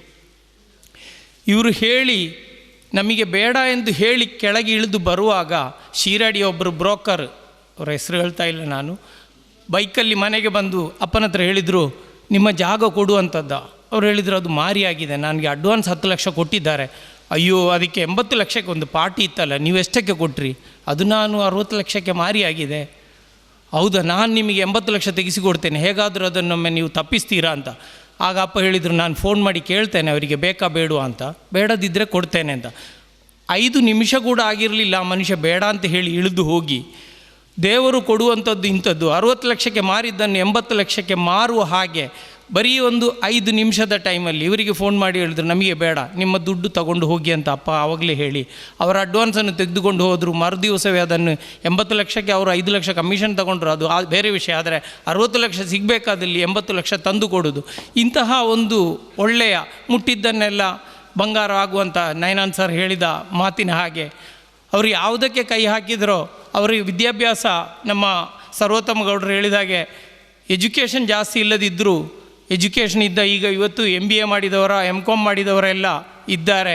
ಆದರೆ ಅವರ ಥರ ಬಿಸ್ನೆಸ್ ಮಾಡಲಿಕ್ಕೆ ಸಿಗಬೇಕಾದ್ದನ್ನು ಗಳಿಸ್ತೇನೆ, ಮಾಡಬೇಕಾದ್ದನ್ನು ಇವತ್ತೇ ಮಾಡಬೇಕು ಅಂತ ನಮ್ಮ ಮಾಸ್ಟರ್ ಹೇಳಿದಾಗೆ, ಇದು ರಮೇಶ್ ಅವರು ಹೇಳಿದಾಗೆ, ಚೇರ್ ಒಂದು ಕೇಳಿದಾಗ ಅದು ಆ ದಿವಸವೇ ಅಲ್ಲಿ ತಲುಪಿಸಬೇಕು. ಅವರಿಗೆ ಇವತ್ತು ಆಗಬೇಕಾದ್ದು ಇವತ್ತೇ ಆಗಬೇಕು, ಅದು ನಾಳೆಗೆ ಅಂತ ಇಟ್ಟುಕೊಳ್ಳುವಂತಹ ಒಂದು ಇದು ಇರಲಿಲ್ಲ. ಅವರೇನು ದೊಡ್ಡ ಬುಕ್ ಓದಿಯ ಅಥವಾ ರಿಚರ್ಡ್ ಕಿಯೋಸಾಕಿ ಅವರು ಬರೆದಂಥ ರಿಚ್ ಡ್ಯಾಡ್ ಪುವರ್ ಡ್ಯಾಡ್ ಬುಕ್ಕನ್ನೆಲ್ಲ ಓದಿ ಏನು ಮಾಡಿದ್ದಲ್ಲ. ಆದರೆ ಅವರು ಯಾವೆಲ್ಲ ರೀತಿಯಲ್ಲಿ ಅವರಿಗೆ ವಯಸ್ಸಾಗ್ತಾ ಹೋದಾಗೆ ಎಲ್ಲಿಂದೆಲ್ಲ ನಮಗೆ ಇನ್ಕಮ್ ಬರಬೇಕು, ಅದು ಲ್ಯಾಂಡಲ್ಲಿ ಇನ್ವೆಸ್ಟ್ ಮಾಡಿದ್ದಾಗಲಿ ಅಥವಾ ಬೇರೆ ಇಂಟ್ರೆಸ್ಟ್ ಸೋರ್ಸಲ್ಲಿ ಆಗಲಿ, ಬಿಸ್ನೆಸ್ಸಿನ ಇನ್ಕಮ್ ಆಗಲಿ, ಒಂದಲ್ಲ ಒಂದು ಕೃಷಿಯಿಂದಾಗಲಿ ಬಂದಾಗ ಅವರು ಮಾಡಿದ್ದು ಫಸ್ಟ್ ನಮ್ಮ ಪಂಚವಾರ್ಷಿಕ ಯೋಜನೆಯಲ್ಲಿ ಇದ್ದ ಹಾಗೆ ಫಸ್ಟ್ ಕೃಷಿಯೇ ಮಾಡಿದ್ದು. ಆದರೆ ಕೃಷಿ ಮಾಡಿದ್ದನ್ನು ಅವರು ಯಾವತ್ತೂ ಬಾಕಿಯವರು ಮಾಡುವ ಹಾಗೆ 2 ರೂಪಾಯಿಗೆ KGಗೆ ಮಾರಿರಲಿಲ್ಲ. ಅದನ್ನು ಕೊಂಡು ಹೋಗಿ ಒಳ್ಳೆಯ ರೇಟ್ ಸಿಗುವಂಥ ಜಾಗ ಹುಡುಕಿ ಸಕಲೇಶ್ಪುರ, ಉಪ್ಪಿನಂಗಡಿ, ನೆಲ್ಯಾಡಿ ಎಲ್ಲ ಸಂತೆಗಳಿಗೆ ಕೊಂಡೋಗಿ ಹೈಯರ್ ರೇಟಿಗೆ ಮಾರಲಿಕ್ಕೆ ಅವರು ಗೆಣಸು ನಟ್ಟು ಫಸ್ಟ್ ಮಾಡಿದ್ದದೇ. ವರಗುಡ್ಡೆಯಲ್ಲಿ ವೆಂಕಟರಮಣ ಅಂತ ಹೇಳುವವರೊಬ್ಬರಿಂದ ಜಾಗ ತಗೊಂಡು ಅವರಿಂದ ಅಲ್ಲಿ ಮರಗೆಣಸನ್ನೇ ಫಸ್ಟ್ ಕೃಷಿ ಮಾಡಿದ್ದು. ಆದರೆ ಆ ಕೃಷಿ ಮಾಡಿದ್ದನ್ನು ಇಲ್ಲಿ ಮಾರಲಿಲ್ಲ, ತಗೊಂಡು ಹೋಗಿ ಸಂತೆಗಳಲ್ಲಿ ಮಾರ್ತಾಯಿದ್ರು. ಮತ್ತು ಹೋಟೆಲ್ ಮಾಡಿದರು, ರಬ್ಬರ್ ಮಾಡಿದರು. ರಬ್ಬರ್ ಬಿಸ್ನೆಸ್ ಮಾಡುವಾಗಲೂ ಬಂದಂತಹ ಲಾರಿಗಳಿಗೆ ಕೈ ಹಿಡಿದು ಆ ಲಾರಿಯ ಮೇಲೆ ಹಾಕಿಕೊಂಡೇ ಹೋದದ್ದು ನಮಗೀಗಲೂ ನೆನಪಿದೆ. ಆದರೆ ನಮ್ಮ ಊರಿನವರು ಎಷ್ಟೊಂದು ಸಪೋರ್ಟ್ ಮಾಡಿದ್ದಾರೆ ಅಂದರೆ, ಏನೂ ಇಲ್ಲದವರಾಗಿ ಬಂದಿದ್ದರು, ಅವರಿಗೆ ಸಾಲ ಕೊಡಲಿಕ್ಕೆ ಎಲ್ಲರೂ ಮುಂದಾಗಿದ್ದರು. ನಮ್ಮ ಜೋನ್ ಹೇಳಿದ ಸೈಕಲ್ನ ಮೇಲೆ ಹೋಗಿದ್ದು ಅಂತ ಬೆತನಿಯ ಮಾಸ್ಟ್ರು, ಹೌದು, ಸೈಕಲಲ್ಲೇ ಫಸ್ಟಿಗೆ ಅವರು ಬಿಸ್ನೆಸ್ ಸ್ಟಾರ್ಟ್ ಮಾಡಿದ್ದು. ಸೈಕಲಲ್ಲಿ ಹೋಗಿ ಬಂದು ಮಾತ್ರ ಎಲ್ಲ ದುಡ್ಡನ್ನು ಸೆಟಲ್ಮೆಂಟಿಗೆ ಬರ್ತಾ ಇದ್ದದ್ದು ಒಂದು ಸಾರಿ ಮಾತ್ರ. ಇಷ್ಟೆಲ್ಲ ಸಪೋರ್ಟ್ ಮಾಡಿದ್ದು ಊರಿಂದಲೇ ಗಳಿಸಿದ ದುಡ್ಡದು. ಎಲ್ಲರೂ ಅವತ್ತು ಈ ಕಾರ್ಪೊರೇಟ್ ಸೊಸೈಟಿಗಳು ಅಂಥ ಕಾನ್ಸೆಪ್ಟ್ಗಳು ಇರಲಿಲ್ಲ. ಆದರೆ ಅವರ ಮನಸ್ಸಲ್ಲಿ ಅದಿತ್ತು, ಊರವರನ್ನೆಲ್ಲ ಸೇರಿಸಿಕೊಂಡು ನಾನು ನನ್ನ ಬಿಸ್ನೆಸ್ ಸಾಮ್ರಾಜ್ಯವನ್ನು ಕಟ್ಟಬೇಕು ಅಂತ ಹೇಳುವಂಥದ್ದು. ನಮ್ಮಲ್ಲಿ ಅಂಥ ಐಡಿಯಾಸಲ್ಲಿ ಈಗ ಬಂದಿದೆ, ಕೋಆಪರೇಟಿವ್ ಸೊಸೈಟಿಗಳು ಅಥವಾ RPSಗಳೆಲ್ಲ ಬಂದಿದೆ. ಆದರೆ ಅವರಿಗೆ ಎಜುಕೇಷನ್ ಕಮ್ಮಿ ಇದ್ದರೂ ಕೂಡ ಇಂಥದ್ದೆಲ್ಲ ಮನಸ್ಸಲ್ಲಿಟ್ಟುಕೊಂಡು ಎಲ್ಲರನ್ನೂ ಸೇರಿಸಿಕೊಂಡು ಒಟ್ಟುಗೂಡಿ ದುಡಿದ್ರೆ ಎಷ್ಟು ಏನೆಲ್ಲ ಮಾಡಲಿಕ್ಕೆ ಸಾಧ್ಯ ಉಂಟು ಅಂತ ಹೇಳುವುದನ್ನು ಅವರು ಇಲ್ಲಿ ತೋರಿಸಿಕೊಟ್ಟಿದ್ದಾರೆ. ಅಲ್ಲುವ ನಿಮಗೆ ಯಾರಿಗಾದರೂ ಏನಾದರೂ ಬೇಸರದ ವಿಷಯದಲ್ಲಿ ಏನಾದರೂ ಮಾಡಿದ್ದಿದ್ದರೆ, ಸರ್ ಹೇಳಿದರು ಫ್ಯಾಕ್ಟ್ರಿ ಮಾಡುವಾಗ ನೀರು ಬರ್ತಾಯಿತ್ತು, ವಾಸನೆ ಬರ್ತಾಯಿತ್ತು, ಇದನ್ನೆಲ್ಲ ಹೆಚ್ಚು ಸಹಿಸಿದವರು ಅಬ್ರಾಮ್ ವರ್ಗೀಸ್ ಸರ್ ಮತ್ತು ವೆಂಕಟರಮಣ ಸರ್ ಮತ್ತು ಈ ಶಾಲೆಯಲ್ಲಿ ಕಲಿತಂಥ ಮಕ್ಕಳು. ಆ ಶಾಲೆಯ ಮಕ್ಕಳಿಗೆ ಏನು ಮಾಡಿದರೂ ಆ ಋಣ ತೀರಿಸಿಕೊಳ್ಳಲಿಕ್ಕೆ ಸಾಧ್ಯ ಇಲ್ಲ. ಯಾಕಂದರೆ ಎಕ್ಸಾಮಿನ ಟೈಮಲ್ಲಿ ಅವರಿಗೆ ವಾಸನೆ ಜಾಸ್ತಿ ಬರ್ತಾಯಿತ್ತು. ಯಾಕಂದರೆ ಮಕ್ಕಳಿಗೆ ತಲೆನೋವು ಅಂತೇಳಿ ಎಕ್ಸಾಮ್ ಹೇಗಾದರೂ ತಪ್ಪಿಸಲಿಕ್ಕೂ ನೋಡ್ತಾಯಿದ್ರು. ಎಲ್ಲವೂ ಇದ್ದದ್ದೇ, ಒಳಿತೂ ಉಂಟು ಕೆಡುಕು ಉಂಟು. ಒಬ್ಬರು ಬೆಳವಣಿಗೆಯಲ್ಲಿ ಕೆಲವೆಲ್ಲ ಕೊಳಿಬೇಕಾಗ್ತದೆ, ಕೆಲವೆಲ್ಲ ಅನುಭವಿಸಿದ್ದಾರೆ. ಆದರೆ ಅಬ್ರಾಮ್ ವರ್ಗೀಸ್ ಸರ್ ಇದ್ದಾಗಲಿ, ಬಾಕಿ ಮಾಸ್ಟರ್ಗಳದ್ದಾಗಲಿ, ಶಾಲೆಯಿಂದಾಗಲಿ ಒಳ್ಳೆಯ ಸಪೋರ್ಟೇ ಇದ್ದ ಕಾರಣ ಮಾತ್ರ ನಾವು ಮುಂದೆ ಬಂದಿದ್ದೇವೆ. ಈ 5 ವರ್ಷದ ಈ ಕೃಷಿಯದ್ದು ಬಿಟ್ಟು ಮತ್ತೆ ಅವರಿಗೆ ಬಿಸ್ನೆಸ್ ಅಂತ ಹೇಳುವಂಥದ್ದು, ಇಂಡಸ್ಟ್ರಿಗೆ ಕೈ ಹಾಕಲಿಕ್ಕೆ ಕಾರಣ, ಈಗ ನಮ್ಮ ಭಾರತದ 5 ಇಯರ್ ಪ್ಲ್ಯಾನಿಂಗಲ್ಲಿ ಕೂಡ ಫಸ್ಟ್ ಕೃಷಿಗೆ ಆದ್ಯತೆ ಕೊಟ್ಟರು, ಆಮೇಲೆ ಇಂಡಸ್ಟ್ರೀಸಿಗೆ. ಮೊದಲು ಹಸಿವು ನೀಗಿಸುವುದು, ಆಮೇಲೆ ದುಡ್ಡಿನ ವಿಚಾರ. ಹಸಿವು ನೀಗಿಸುವಂಥ ಆ ಒಂದು ಕಾಲ ಮುಗಿದ ಕೂಡಲೇ ಅವರು ಪುನಃ ಇಂಡಸ್ಟ್ರೀಸ್ ಮಾಡುವಾಗ ಊರಿನವರಿಗೂ ಉಪಕಾರ ಆಗುವ ಹಾಗೆ, ಊರಿನಲ್ಲಿ ಎಷ್ಟೋ ಜನರಿಗೆ ಕೆಲಸ ಸಿಗುವ ಹಾಗೆ ಆಯಿತು. ಹಾಗೆ ಅವರಿಗೂ ಉತ್ಪತ್ತಿ ಬರಲಿಕ್ಕೆ, ಇನ್ಕಮ್ ಬರಲಿಕ್ಕೆ ಸ್ಟಾರ್ಟ್ ಆಯಿತು. ಹಾಗೆ ಒಂದು ಬೆಳವಣಿಗೆ ಹಂತ. ಅಲ್ಲದೆ ಯಾರು ಹೇಳಿದಾಗೆ ಅವರಿಗೆ ಲಾಟ್ರಿ ಹೊಡಿಲಿಲ್ಲ, ನಿಧಿಯೂ ಸಿಗಲಿಲ್ಲ. ಅವರ ಪರಿಶ್ರಮ, ಇವರು ಹೇಳಿದಾಗೆ 4 ಗಂಟೆ ಮಾತ್ರ ನಿದ್ದೆ ಮಾಡು, ಸರ್ವೋತ್ತಮರು ಭಾಷಣದಲ್ಲಿ ಹೇಳಿದರು 4 ಗಂಟೆ ನಿದ್ರೆ. ಹೌದು, 4 ಗಂಟೆ ನಿದ್ದೆ ಮಾಡ್ತಾಯಿದ್ರು ಅಂತ ನಮಗೂ ಡೌಟ್ ಇದೆ. ಯಾಕಂದರೆ ರಾತ್ರಿ 12 ಗಂಟೆಗೆ ಎದ್ದು, ಈಗದ ಗೇರು ಬೀಜದ ಫ್ಯಾಕ್ಟ್ರಿಯಲ್ಲಾದರೂ ಅಬ್ರಾಮ್ ವರ್ಗೀಸ್ ಅವರು ಮಾತಾಡೋಗಿ ಹೇಳಿದರು ಟಕ ಕೇಳ್ತದೆ ಅಂತ. ಹಗಲು ಮಾತ್ರ ಅಲ್ಲ, ಅದು ರಾತ್ರಿಯೂ ಅವರಿಗೆ ಕೇಳಿಸಿ ಅವರಿಗೆ ಉಪದ್ರ ಆಗಿರ್ಬೋದು. ಯಾಕಂದರೆ ಯಾವಾಗಲೂ ದುಡಿಮೆಯೇ ದುಡ್ಡಿನ ತಾಯಿ ಅಂತ ಕನ್ನಡದಲ್ಲಿ ಹೇಳಿದಾಗೆ ಒಳ್ಳೆ ದುಡಿಯುವವರಾಗಿದ್ದರು. ನಾವು ಅವರ ಹಾಗೆ ಆಗಲಿಕ್ಕೆ ನೋಡೋಣ. ಅವರ ಬಗ್ಗೆ ಒಳ್ಳೆಯ ಮಾತುಗಳನ್ನು ಆಡಿದಂತಹ ಎಲ್ಲರಿಗೂ ನನ್ನ ಹೃದಯಾಳದಿಂದ ಕೃತಜ್ಞತೆಗಳನ್ನು ಅರ್ಪಿಸ್ತಾ ಇದ್ದೇನೆ. ಹಾಗೆ ಇಂದು ಈ ಕಾರ್ಯಕ್ರಮವನ್ನು ಇಲ್ಲಿ ಆಯೋಜಿಸಿದಂತಹ ಅಧ್ಯಾಪಕ ವೃಂದದವರಿಗೂ, ಮಾಸ್ಟರ್ಗಳಿಗೂ, ಎಲ್ರಿಗೂ, ನನ್ನನ್ನು ಇಲ್ಲಿ ಮ್ಯಾಥ್ಸ್ ಕಲಿಸಿದಂತಹ ರವೀಂದ್ರ ಸರ್ ಬಂದಿದ್ದಾರೆ. ನಿಮಗೆಲ್ಲರಿಗೂ, ಬಂದಂತಹ ಎಲ್ಲ ಆತ್ಮೀಯರಿಗೂ, ನೀವು ಅವರ ಮೇಲೆ ಪ್ರೀತಿ ವಿಶ್ವಾಸ ಇಟ್ಟುಕೊಂಡು ಬಂದಿದ್ದೀರಿ. ಎಲ್ಲರೂ ನನಗೆ ಕಾಣಿಸ್ತಾ ಇದೆ, ಈ ಲೈಟ್ ಜಾಸ್ತಿ ಹೊಡೆಯೋ ಕಾರಣ ಸರಿಯಾಗಿ ಮುಖ ಕಾಣಿಸ್ತಾ ಇಲ್ಲ. ಆದರೂ ನೀವೆಲ್ಲ ಇಲ್ಲಿ ಇದ್ದೀರಿ, ಬಂದು ಒಳ್ಳೆಯ ಮಾತುಗಳನ್ನು ಆಡಿದ್ದೀರಿ. ಇದಕ್ಕೆಲ್ಲದಕ್ಕೂ ನಾನು ಚಿರ ಋಣಿಯಾಗಿದ್ದೇನೆ. ಬಂದಂತಹ ಎಲ್ರಿಗೂ ಮೊದಲು ನಾನು ಕೃತಜ್ಞತೆಗಳನ್ನು ಸಲ್ಲಿಸ್ತಾ ಇದ್ದೇನೆ. ಹಾಗೆ ಈ ಒಂದು ಕಾರ್ಯಕ್ರಮಕ್ಕೆ ಬಂದಂತಹ ಪತ್ರಕರ್ತರುಗಳಿದ್ದಾರೆ, ಅವರಿಗೂ, ಒಳ್ಳೆಯ ಮಾತುಗಳನ್ನು ಆಡಿದಂತಹ ಎಲ್ಲ ಸಂಘಟನೆಗಳ ಪದಾಧಿಕಾರಿಗಳಿಗೂ ಬಂದಂತಹ ಎಲ್ರಿಗೂ, ನಮ್ಮ ಈ ಒಂದು ಕಾರ್ಯಕ್ರಮವನ್ನು ನಿಯೋಜಿಸಿಕೊಂಡು ಬಂದಂತಹ ಚಂದ್ರಶೇಖರ ಮಾಸ್ಟ್ರಿಗೂ ಎಲ್ರಿಗೂ ಮಗದೊಮ್ಮೆ ವಂದಿಸುತ್ತಾ ಈ ಒಂದು ಒಳ್ಳೆಯ ಕಾರ್ಯಕ್ರಮವನ್ನು ಆಯೋಜಿಸಿದ್ದಕ್ಕೆ ನಿಮಗೆಲ್ಲರಿಗೂ ಕೃತಜ್ಞತೆಗಳನ್ನು ಹೇಳ್ತಾ ನನ್ನ ಮಾತಿನಿಂದ ವಿರಮಿಸ್ತೇನೆ.